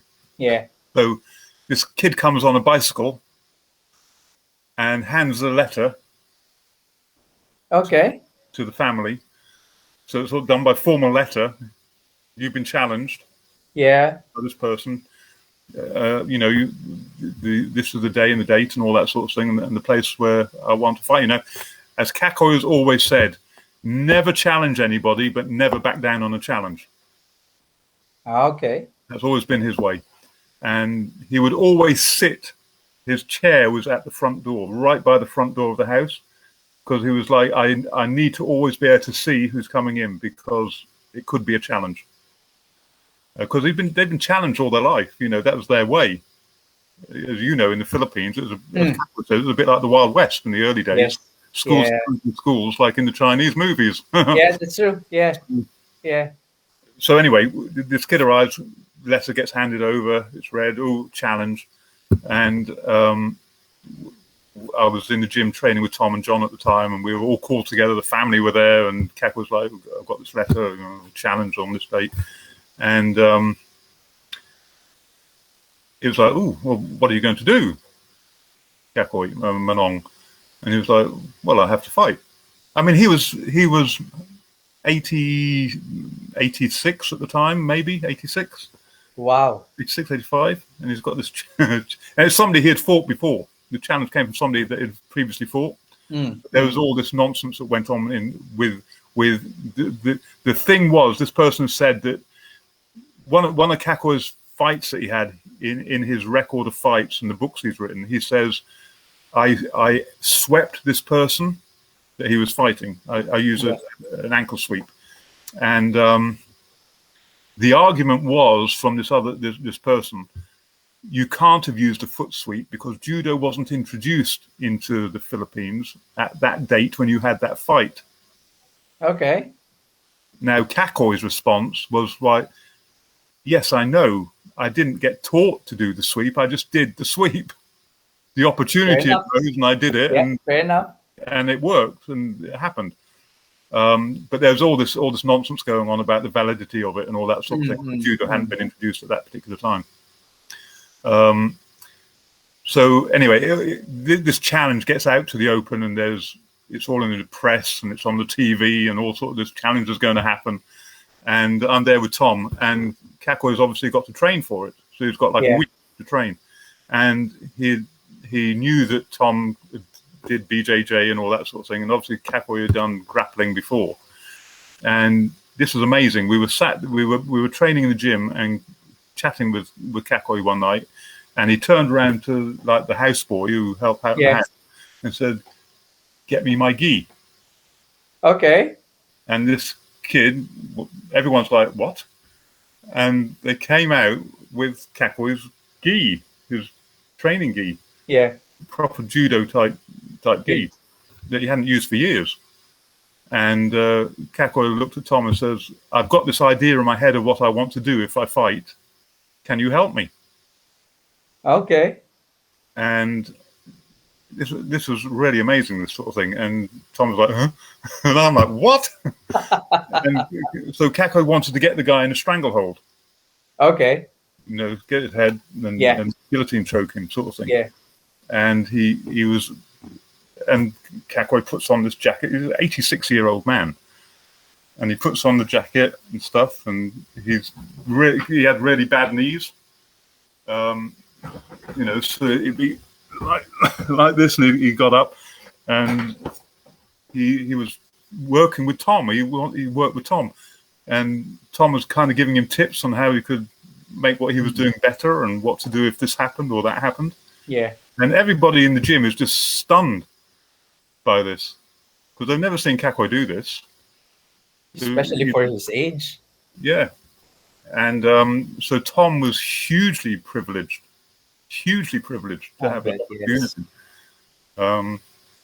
Yeah, incredible. Wow. So what happened? What happened in the fight? Well, we got invited. We had to go along to the fight to support, and they had a bus load of people to support Kako. They hired buses to take them to the thing. So there's all these people getting on the bus, and Tom and I were there, and Kako was like, no, you travel with me. And they had the family motor, 10-person in a bit thing. And we got home we were with the family. And when we were in the bus, Kako gets a phone call on his mobile from the mayor. Mm-hmm. And the mayor's like, Kako, you can't fight. You can't do this.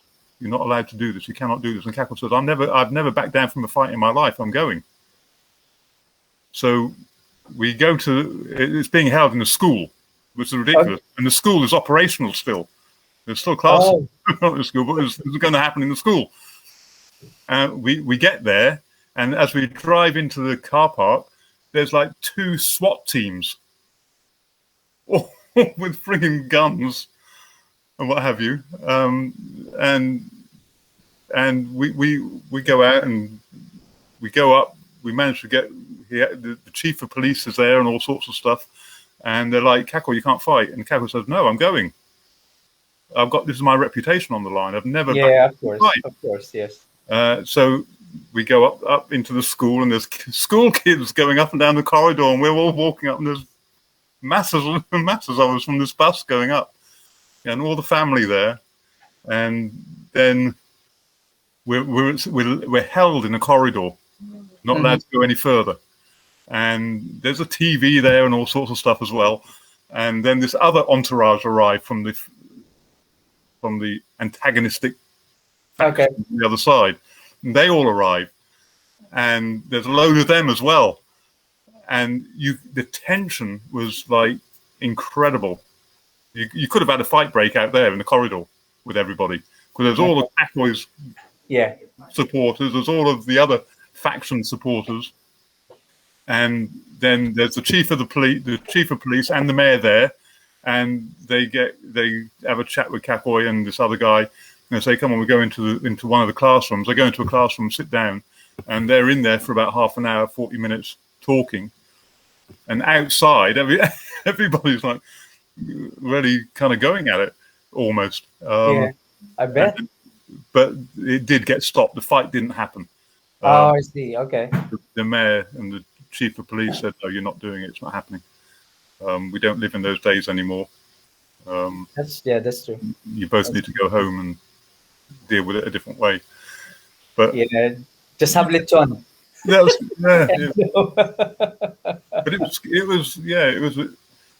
it was incredible. There's some other stuff that went on which I'm not going to talk about. That's you talk about it, but it was a bit of an eye opener for sure. Okay, hello, Father Alvin Gakos. Father Alvin has a question. What's the best striking in close quarter based on your experience?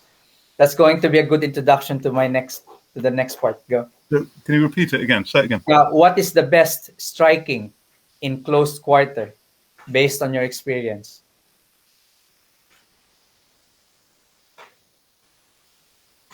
I I really close. So this is the beauty of the tackle system because of the curving strikes, where you can curve around with everything because you're not limited to linear striking. Mm.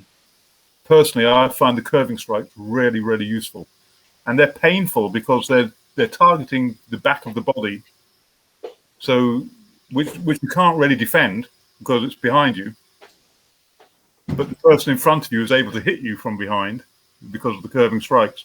So things like hitting the kidney, hitting the occipital orbiter at the back of the head here, that's incredibly painful when you get that hit. Yeah. And, Yeah. Oh yeah, they are. They are. hitting your ear from behind Yeah. with the curving strikes. Mm. You know, they're incredibly painful. And so I find the curving strikes really, really useful at close range because you can curve around the body.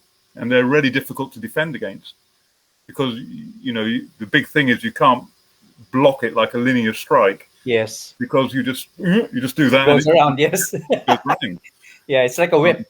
Yeah, just exactly like a whip. So I really like the curving strikes at close range because they just loop around the body, and there are many ways that you can get that looping to happen. Yeah. And it's very deceptive because yeah, they are. come in from this angle and you loop it, and it's complete opposite angle to the way the person's expecting to block it. Mm. And so the curving strikes, I think, for me, in my experience, really do fit well with close quarter fighting. I mean, obviously you've got the butt strike, hammer fist and everything. The problem is with the butt strike, it's still a linear. It's linear, yeah, and it's more in front. Yeah. You stopped it, you know. Yeah. Yeah. But yeah, so yeah, I mean, if you're talking about stick strike is a bit more unpredictable. Yeah, very unpredictable. Yeah, very deceptive. So if you're talking about stick fighting, for me, the curving strikes are the best. If you're talking about empty-handed stuff, then elbows. They've worked for me great. I've had to use them a few times in street situations, and they've always worked for me. Yeah. Okay. Well, that's a good introduction to this next part. You're the founder of the Blade Warrior International, and maybe let's link it to the operation director of No Lie Blade UK, because I do remember both of them almost came out at the same time. Yeah. Yeah. So can you share with us a little bit about that? Yes, please. Okay, so I've always been fascinated by knives. I've got a huge collection of different types of knives, and knife work. I like doing the knife-to-knife stuff and all the Filipino disarms, and they're really cool and all that sort of stuff. But again, because of my core of reality-based stuff, it's always been like, well, how does this stuff work for real if somebody's really coming at you? And the problem is it's very difficult to get somebody to come at you with a live knife. Yep. To test it. Yes. There are too many risks involved. I mean, I have done, and Matt and James will testify to that. I stabbed Matt. He's got a hole in his chest where I stabbed him once. And James, I cut his bicep. So I have done live blade testing in that sense, because Matt and James and I used to do a lot of training. We used to do, okay, you have a stick and I'll have an entraku, and we'll see which one's better. So, we used to do a lot of that, especially with the Jeff Thompson influence of testing. Yeah. We used to do a lot of crazy shit. But I wanted to create something that was just focused on the blade and started to kind of experiment and look at a more realistic way of dealing with the knife. Yeah. Because although the Filipino process is great, and I'm sure it has worked for people, I wasn't 100% sure myself if under pressure I could pull it off against a live blade with somebody really coming at you with a knife. Not feeding a knife. Yeah, not feeding a knife. It's basically like and it's a live blade. Yeah, doing a sewing machine at you. Like kakoi, how the hell are you going to train that safely? It's virtually impossible. So, and I was kind of going through this whole process of and I knew there were foam knives out there, and we used to do this thing with the felt tip pens. Yeah, felt tip pens. Yes. The whiteboard markers and all that sort of stuff. But that wasn't a knife; it was a bloody pen, and you had to do that sort of thing. And I was thinking, God, there's got to be something on the market somewhere that's better than that. And so I was kind of researching, and this is just after I founded the Blade Warriors International, Yeah. which was really to focus on just blade work, nothing else. So we'd experiment with, and I know you came along and did some seminars, and Chris came along and Yeah, helped. we did. Yeah. We would do stuff with the barong, we'd do stuff with a longer blade, we'd do stuff with knives, do stuff with karambit, and we'd play around with all sorts of things. And I kind of, but I wanted to find a more realistic way of doing it. And I'd come up with a kind of process myself and a thinking behind the whole thing. And I used to work this with Rick Stagg and Mark Locke, who were part of my group at that time. Yeah. And we did a lot of stuff on that. And I wasn't overly keen on the Kakoi Doce Paris way of dealing with it because it was quite old school still. It was very jiu-jitsu based. Yeah. Because of Kakoi's influence with jiu-jitsu. So their pangamot is very jiu-jitsu based stuff.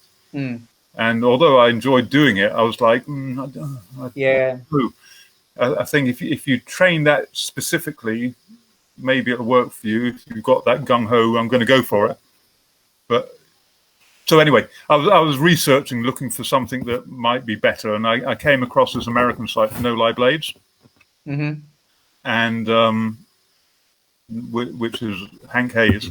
Yeah. And I wrote to him and said, UK, I've got this Blade Warriors International thing, and I'm really looking for an international, a better training blade. And I see that you have this felt edge and all that sort of thing. And we started up a communication with each other. And when I go home at weekends, because I live here in the academy during the week, and I go home and stay with my parents when I'm at weekends. Because obviously, normally I would be living in the Philippines, and here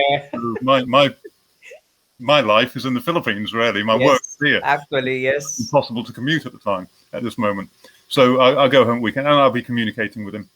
And he said, "So what process do you have at the moment?" I sent him my curriculum. I said, "Could you have a look at it and tell me what you think?"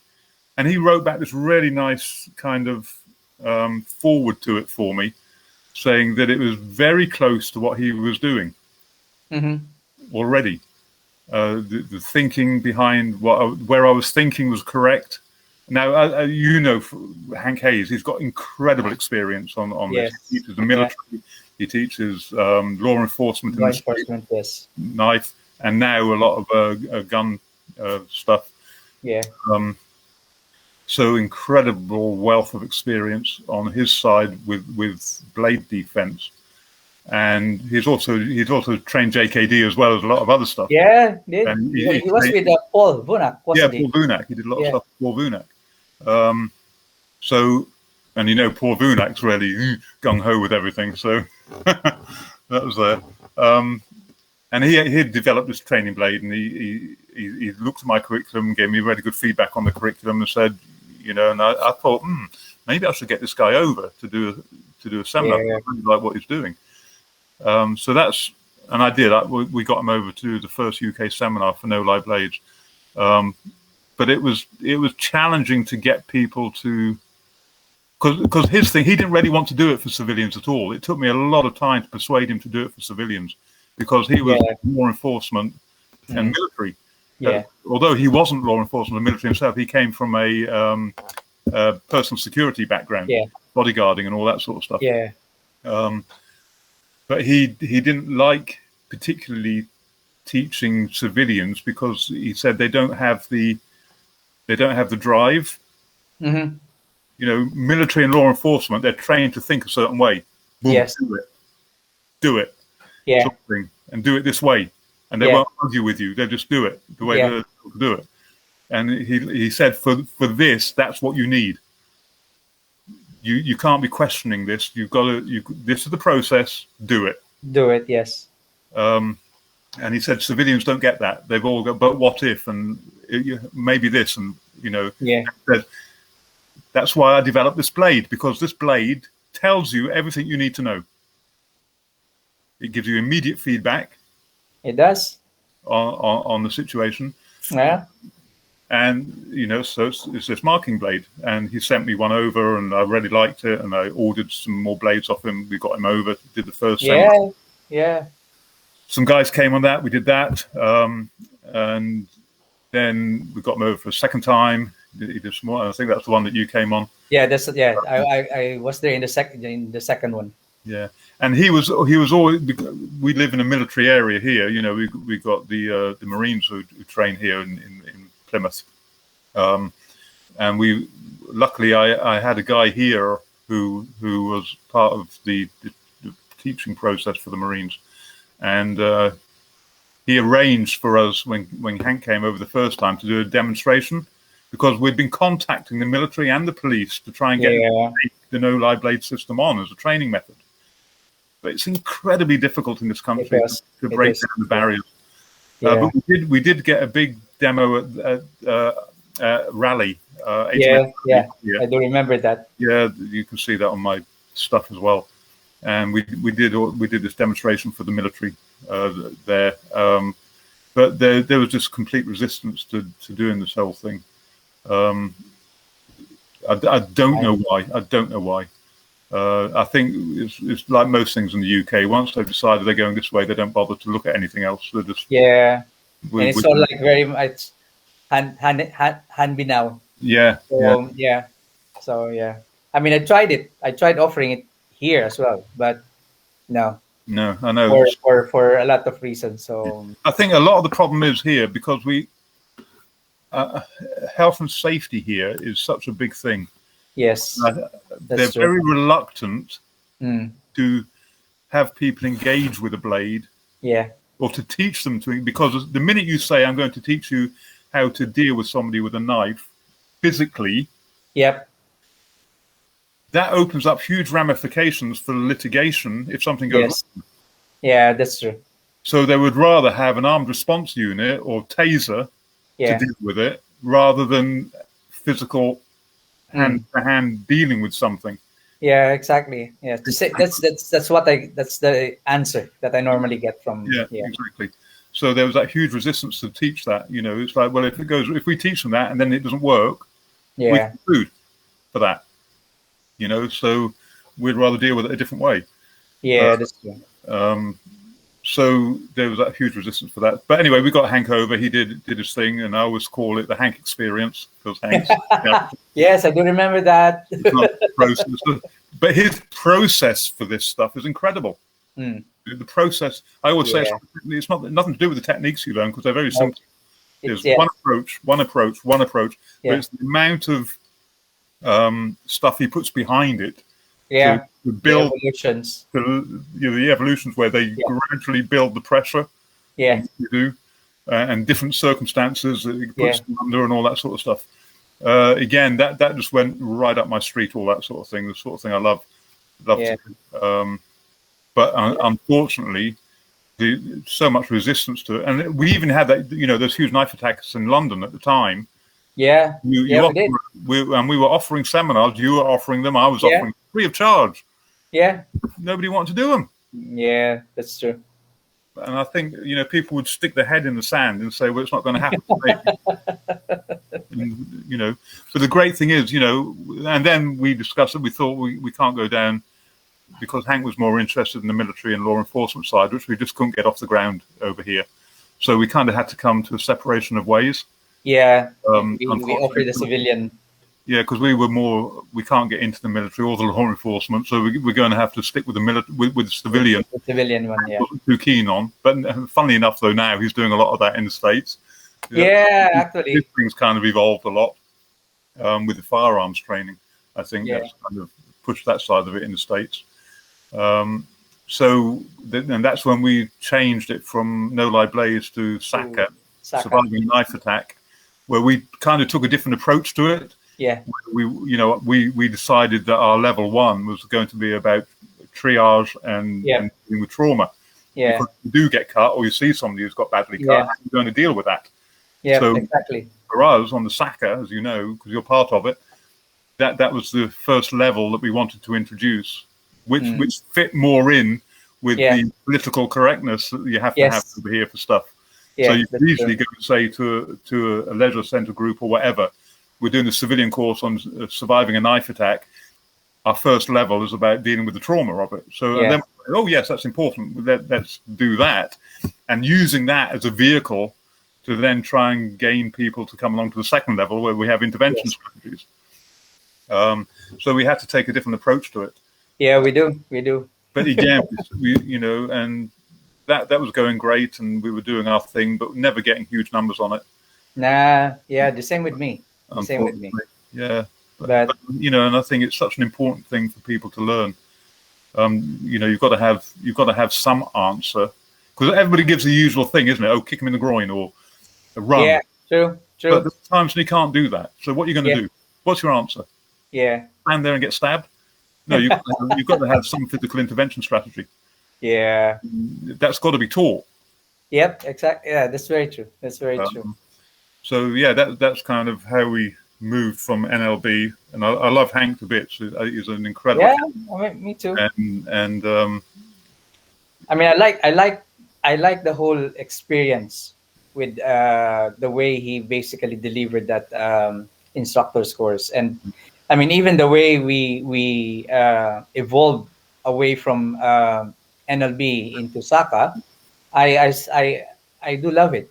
yeah, It's just a shame that we don't get a lot of people mm, uh, getting to the courses, but I mean, the way we're teaching it, it's very important. It's very, mm, yeah, yeah. No, it's all great stuff. But yeah, and I love the way that the evolution, because what we did, wasn't it? We took his process, yeah, leveling things up to the trauma side of it, the level one. So we were actually using fake blood and yes, learning about blood yeah, loss and all of that sort of stuff, and yeah, that more reality based stuff yes, yeah, behind dealing with a knife yeah, attack. If that exactly, happens yeah, to you, how are you going to deal with it yourself? yeah, How true, are you going to deal with it if it's somebody that you come across who's had it yeah, happen to them? So or with your loved ones, yeah, yeah, adding that reality, that realistic approach to it yeah, was kind of taking all the processes that he had in the physical intervention and yes, bringing them into that level true, of training. So true, that was a lot of fun in developing and evolving that. yeah, yeah, and linking And of both. course, Paul's a huge part to play in that. Oh yes, of course, Paul Sutton, yes, with his background in medical stuff and what have you. yeah, Um, so he's a big part of the now SACA process. yeah, yeah. He And is, he then is. Pete from Milton Keynes as well. Yep. We still hopefully manage to get together Yeah, once this is over. Before you go to the Philippines. yeah, we will. I know we have. This pandemic's kind of put a block on a lot of stuff I lately. know. I know. I mean, Paul messaged me the other day and said, when are we going to do the next SACA thing? And I said, maybe we'll look at around September time to get together and do something. So, Yeah, I'm just waiting for a confirmation from a place that I'm looking for as well. Yeah, yeah, because I can't use the swimming center anymore because I'm no longer part of them. So I'm okay. looking for another area to Then run it, and hopefully October, November, I can run the next one. yeah, there's nothing we can do about it until around then, I don't think. So, Yeah, that's true. That's true. But yeah, we just have to keep on moving. yeah, Have to keep that's all on we can moving do. forward. That's all we Yes. can ever do. Yeah. Okay.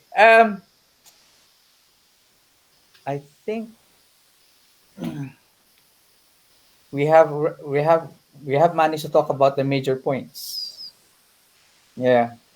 Well, yeah, you got your executive board member of the British Council, Kali Scream Arnis instructor, and the UK director and international advisor for the Philippine Martial Arts Hall of Fame. Mm. I know that is the last one is a very special one. Yeah, that's Yeah, very special to me. Yeah. yeah, yeah. Mm. R.I.P. Gary. Okay. But apart from the martial arts, Mm.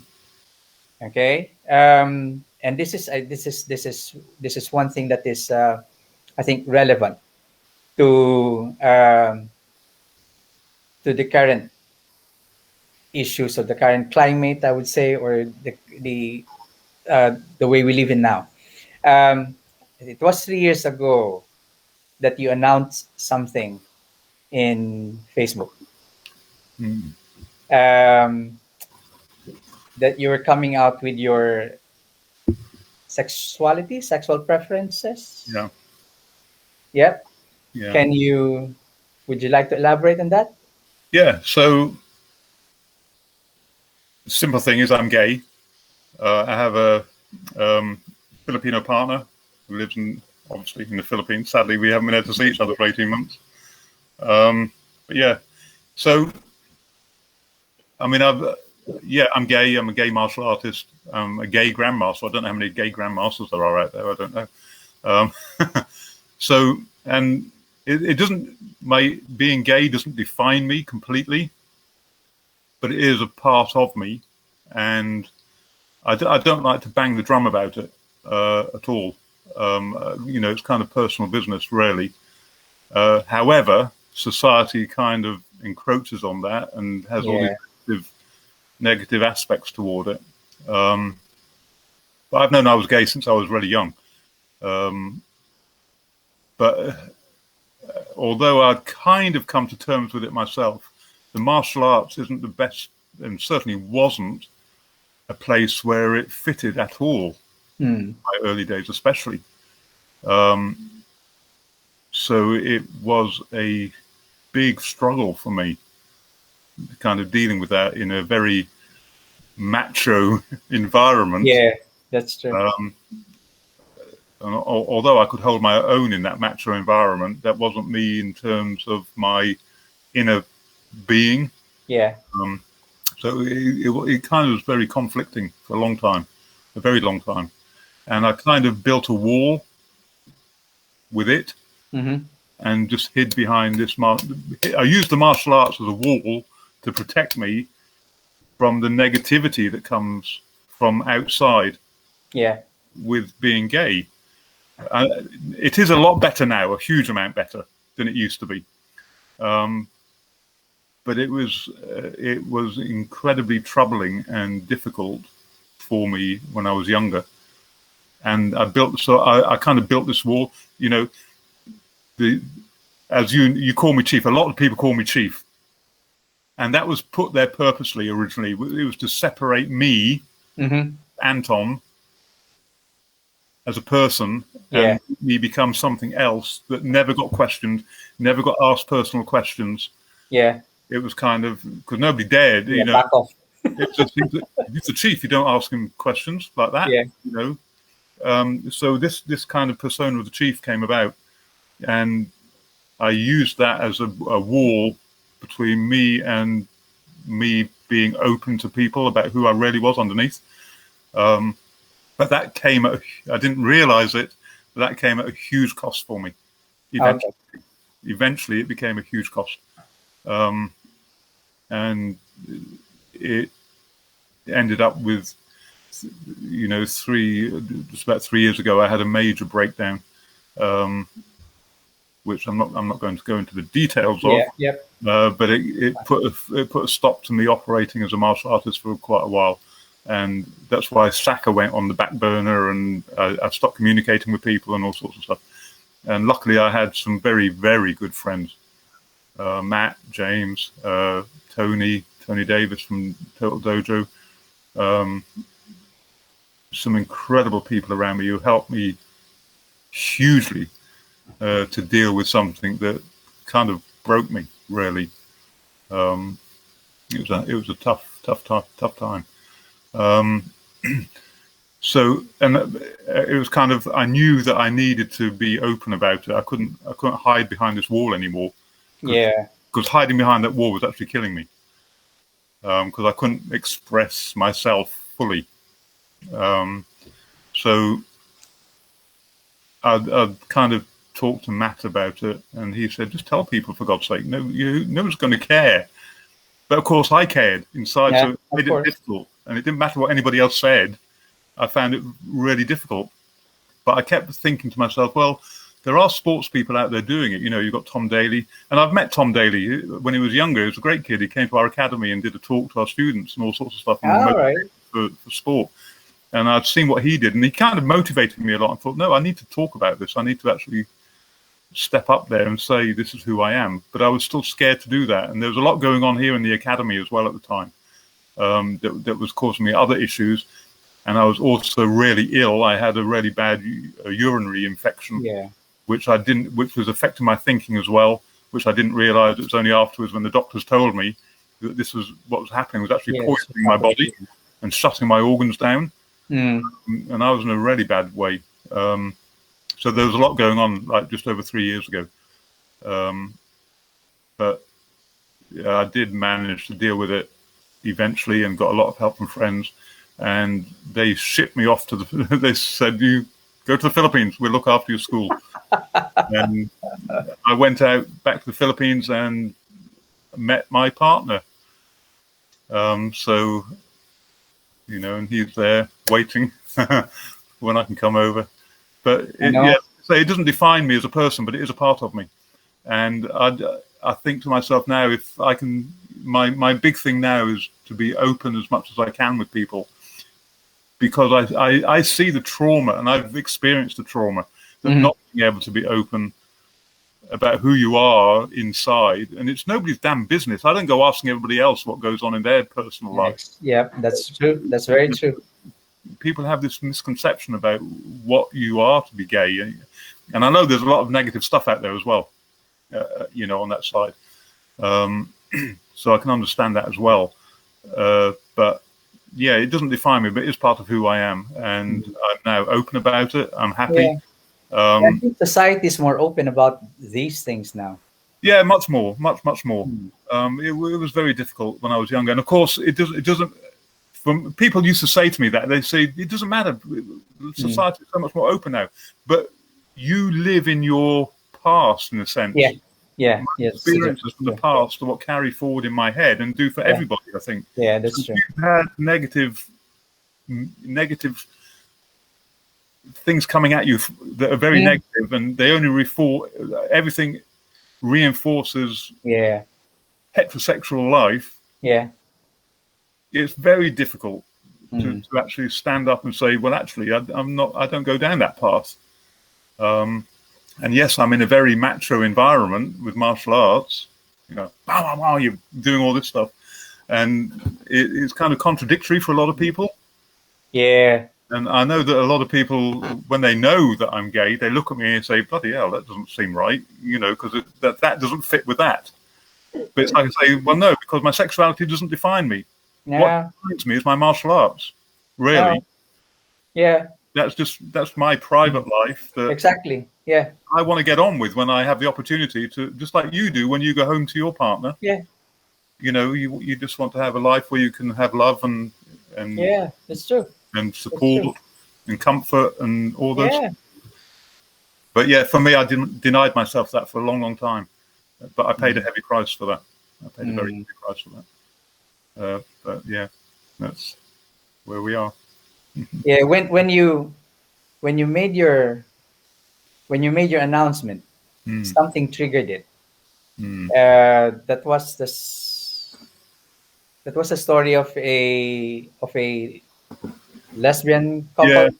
So the story came out it was on the media in the UK, and it was 3 or 4 years ago now, where 2 lesbian girls on a train in London on the Underground had been kind of accosted by this group of kids, these guys, and they obviously guessed that they were lesbian because they must have been holding whatever, I don't know, but they forced them to kiss in front of them. And that incensed me hugely. That made me so angry that 2 people who love each other can be put in that position to be ridiculed and scorned and forced to do something. That is very cruel. That is very personal to them, in front of, so that they could laugh, and that just incensed me hugely. And it was like, you do that to me? Come on, you come and do that to me. And it was that triggered me to say, no, I'm not having this anymore. we are out there, Yeah. and you come at me with that crap, and you're going to get more than you bargained for. Well, not because I won't put up with it, because I'm just as entitled as you to live my life Yes. and peace and just get through this damn life, because that's a challenge for all of us, isn't it? And we Mm, need as much support as we can. If you can find exactly. love that Exactly. fits your being, then Yeah. what's wrong with that? There's nothing wrong with that. Nope. And don't you dare make fun of it. Don't you dare Yeah. use it to That's true. you know, oh, that made me so angry. And I thought, no, I can't do this anymore. So Mm, that's kind of what instigated me to actually yeah. fully, publicly say, no, this is who I am. Yeah. Now, if you And don't, if you don't, I come for me. I admired you more when you did that actually. Mm. So I mean, I think a lot of people knew before then, just because of but I wasn't open about it, and I should have been. I should have been a lot earlier. well, I mean, it's your personal life. Sometimes Could have, you would have, could have. Yeah, yeah, that's true. That's true. Yeah. yeah. So, but anyway, Yeah. that's Thank you it. for sharing that. Thank you for sharing. Thank you for sharing. Uh, before we, so do you have any more questions, our viewers?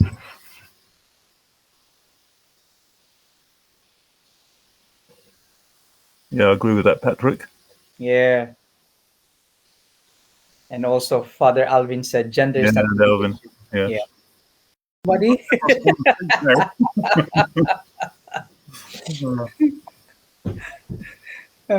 Okay.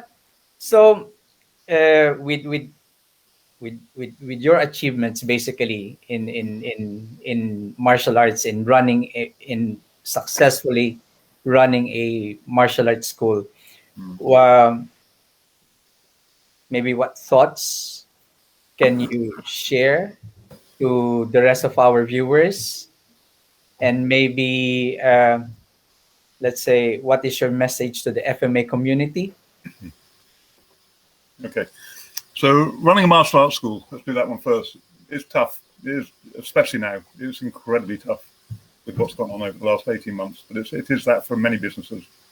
But I think there's a kind of contradiction with martial arts being a business, and that's a whole other issue. That Mm, you could run a whole other kind of podcast on that sort of thing. But taking your passion, which martial arts is my passion, into a business is very, very challenging and very complex and full of contradictions, really. But it's how I chose to make my living. Um, but there are a lot of organisations out there now that can support and help you through that. So that's a good thing for the martial arts industry, and making it more professional is important with health and safety and all that sort of thing. Tom, can I just? I'm going to have to call off for a second because somebody's just walked in and they shouldn't have been able to. all right. So Okay. I just need to go and check Okay. this. No worries. No worries. There's No an worries. issue.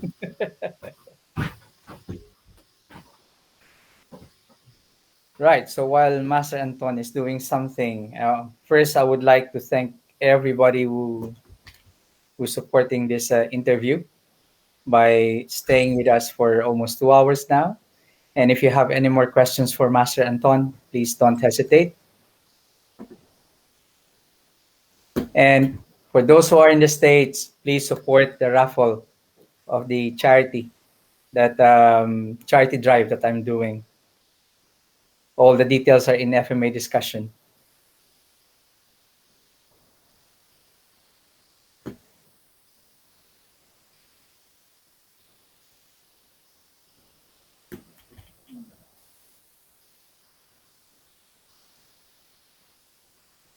I wonder who won. Did anybody watch football? We did. What's the score? Oh, England won. Whoa.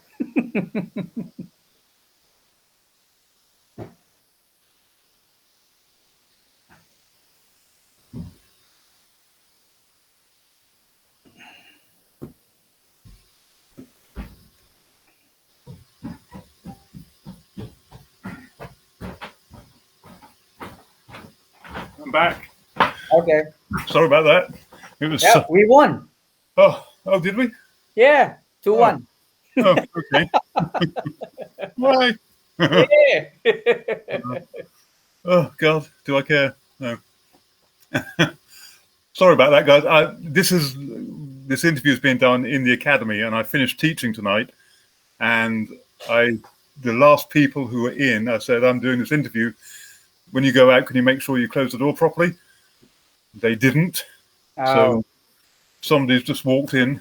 So I've just had to say, what do you want? And anyway, but I've got rid of them, so and locked up. So apologies for that, guys. Sorry. But I've got CCTV here, so I can see what's going on downstairs. Fortunately. But the place where my academy is, in Plymouth, is a really challenging area. I'll give an example. Last week, week before last, we had 2 knife incidents at the end of my street. One guy got stabbed, another guy running around with a knife where he had to be tasered. And we also had, get this, an armed response unit down the streets because somebody was running around with a grenade. Grenade? Yeah. So that's where my academy is. So it's a challenging place as well. Oh yeah, there was you had an incident there one time, weren't you?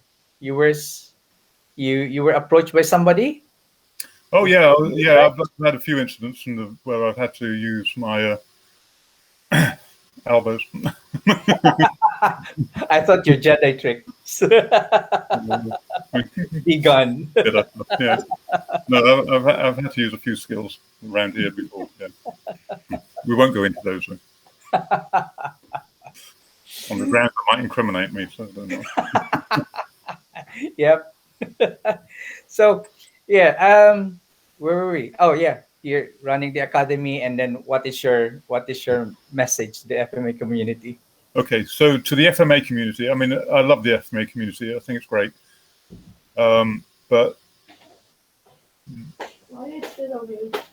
my biggest thing now is look at what you do in a more realistic context.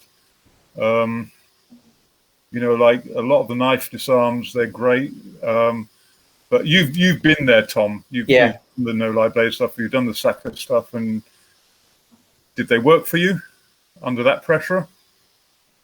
Which one? The standard Filipino knife disarms. But I wasn't like using solid Filipino knife disarms during that time. I was already doing a hybrid. This is the thing when I did this. When I did the no live blade, I can't really like say which style I was doing. I was just responding to basically to what was happening. Yeah. So I can't. Yeah. But pretty much, if I would say, especially with the Hell House one, I have to strip down almost a lot of it. I maintained the footwork. That's how I can remember this. I maintained the footwork and the body displacement, but with all of the other transitions, fancy things, no, I have to strip them down. I have to keep it really simple. Yeah. I have to keep it really simple. Yeah, and I think that's the thing. Although I love all that stuff, and technically it's great, and it teaches you a lot of stuff for empty-handed stuff as well. And I think this is the big problem with Filipino martial arts. It's not a problem, but it's part of the process. Because one thing helps to teach another thing. Let's say the knife helps you learn how to use your hands. Yeah. And it's true, it absolutely does, because when you use a knife, you become more aware of angles and openings and all that sort of thing, and possibilities, which you can then translate to the empty hand. Yeah. But I think when you look at a lot of the blade disarming stuff, I struggle with that now. I mean, I was saying to Hank once, I struggle to teach the Filipino disarms for a knife now. I still do teach them, but I teach them within a context. Yeah, me too, actually. I see, okay, this is a way of dealing with a knife, and this is going to help you to do this. And it's going to, you can do this with a stick as well, or, so I teach within a context around it. Yeah. But when it comes to dealing with a realistic knife attack, I don't teach that. I go straight to the NLB stuff Yeah. because I know that's how you have to deal with it. Yeah. You've got to have two hand control on that arm. You That's can't true. do this, grab it, turn it, do this. No. Not against somebody who really wants to go for you, Oh yeah, that's true. That's because true. they're not keeping their hand there for you. They're No, they won't. Yeah. retracting. They're gonna fight for it. They want to retain that one. Absolutely. So So I think look, my answer to the Filipino community on that side of it is don't drop it, what you do, but examine it, test it, really test it. Get the no-lie blade knives and test it for real. Yeah. People who don't test it. Yeah. Yeah. I mean, I have incorporated quite a lot of the principles and concepts from No Lie Blade with our club defense. Yeah. When I apply it against a knife. So I use quite a lot of the stuff from No Lie Blade now sometimes as an interim to be able to have a good control and then play around with the what ifs. So yeah. And there are lots of what ifs in knife. Empty hand against knives. There are a lot of what ifs. Yeah, that's true. And I think you've got to address those what ifs at the right time. At the right time. Exactly. You have to build a skill base first, and then you can look at what. That's why the context is really important. Yeah, context. Yeah. To everything is important. Yeah, absolutely. So I think just look at things in a more functional, realistic manner. I mean, they have a lot of the dirty boxing stuff. Fantastic. I don't have a problem with any of that. That works. That stuff works. Stick, all this, that works. That's great. Knife, it works in certain circumstances. When somebody's just feeding you stuff, but which is strange because Philippines is a blade-based culture. Well, I think from my experience in Tondo, it's very rare that you try to respond to somebody who has a weapon with empty hand. Yeah, exactly. If they've got knives, you've got two. Yeah, you always go for something. You always try to get a weapon or hold on to something. Yeah. That is the one thing that I do remember as I grew up. I've never. It's very rare. It's only, it's only a chance situation that you end up like having to deal with somebody who has a weapon without a weapon. So it's like it's in transition. So you get into a fight, you lost your weapon, you lost your knife, or you lost your broken bottle. So you have to fight it out. Yeah. Okay, but most of the time, you try to try to have an equalizer with you. Yeah. So that's the thing. Yeah, I can see it from that point of view, but I don't know. It's that would be my only observation, really. It's I think Filipino martial arts is one of the most creative systems or structures out there. The teaching methodology behind it is incredible because just the way it teaches everything allows you to bring so much into it, and apply it, unlike more traditional type systems, or I call them linear systems. Linear systems have a very specific way of doing things, whereas Filipino martial arts tends to be a lot more holistic, more encompassing. Actually, I equate it to either throwing a piece of string out, which will just go straight out, or blowing up a balloon, where your fixed point will move all around. Yeah, that is very true. So it's kind of more like that, the process of learning Filipino martial arts. But the negative side of that is that the learning curve at the beginning is like that. It's not a very gentle learning curve. Yeah, Um, and you have to really play it with the type of student you have, the type of learner you have. you do. It applies itself far more to one-on-one teaching. Yes, it does. Unless you keep everything very linear and very. I mean, this was a great thing that Doce Paris did. Not the Kakoi faction, but the other side, is that they structured everything much more in a much more linear approach, more like karate approach to teaching, kind of thing. So, and that's kind of why it took off, because it was able to bolt itself to other systems. Yeah. Which was always a problem for the Kakoi system, because Kakoi was a fighter. So he wasn't interested in kata. Yeah, he hated that stuff. He used to say, if you want to learn to dance, go and learn ballroom dancing. Which he did. He was a great ballroom dancer. But I didn't know that. Huh? I didn't know that. Yeah. He used to dance and sing. Great karaoke. Yeah. He has an innate sense of timing then. Yeah, absolutely.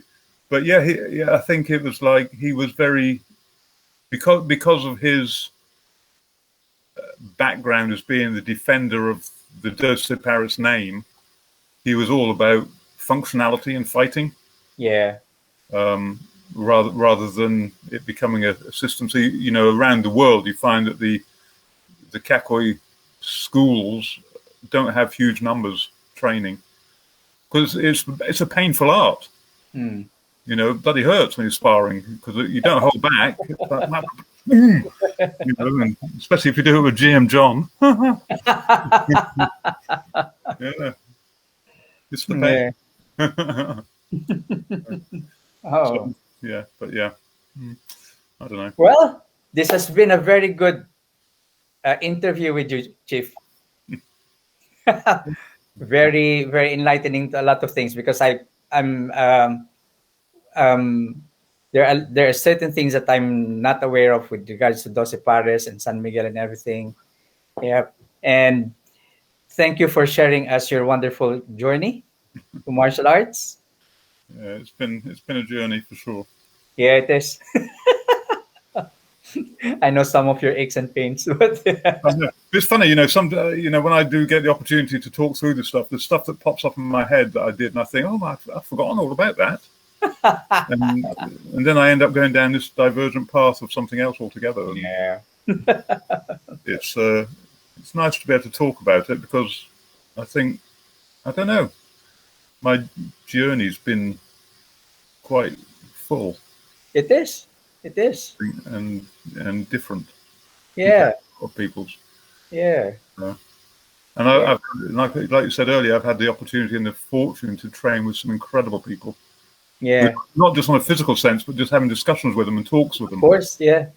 And just exchanges in other ways, just getting to know people. And I think that's the great thing about martial arts as well. If you're open enough to being a people person, which I am. I'm a people person. I love engaging with people. You can find out, so much. It's a wonderful thing. Yeah, the amount of wisdom basically that you share between each other. It's better than football. Definitely. Definitely. There's no video. What intellectual conversation are you going to have about football, for God's sake? Come on. We can start with the psychological part. What's that? Performance. Anyway, it has been wonderful having you, Chief, for this interview. We might have a second part, but we'll think of a theme. Maybe we can have the rest of the Saka guys. That would be good. Yeah. Yes. Yeah, we'll do it. Absolutely. Okay. All right. Thank you very much. Okay, Tom. Thank you for the interview. Thank you, Dean, for giving this man the opportunity to represent. Yeah, I know. Thank you, Dean, as well. FMA Discussion. It's amazing. I'm so happy for him. So, like I said, it's going to give you the opportunity to talk to so many people that you may not normally get the opportunity to talk with. Yes. That's Yes. amazing for you. It's going to be an amazing part of your journey. Yeah. Yeah. That's why I agreed to doing this. Yeah. Because it gives me time now to be able to like get to know more people and Sure. listen to their amazing journey to FMA. And like you, I learned quite a lot talking with you. I always learn a lot talking with you. Well, I can't wait till we actually get to meet again. Oh yeah, This is definitely. for training. Yeah. I've got lots planned up here, Tom, for the All right. years. Looking forward to it. Let's get past the 19th and see what Yes. happens. Yeah. Let's do. Move forward. Okay. Yeah. Stay safe. Thank you, Tom. You take Have a good nice care. weekend. Guys, thank you for watching. All those that watched, I hope you've enjoyed it. Yeah. And just keep doing what you do. Yeah. Dean, thank you so much. Thank you. Thank you very much, guys, for watching. Take good care. And you. Good night. Right, guys. So that was episode 166, Grandmaster Anton St. James. I hope you learned a lot, and I hope you enjoyed the interview with him. And remember, please, especially those who are in the States, support the charity raffle that I've organized for the indigenous children in the Philippines to give them equipment for their FMA training. So once again, this is Guru Tom Pena. This Sunday, the 11th, I'll be interviewing Neta, just Minister of Israel. So hope to see you then. Stay safe, guys. Bye.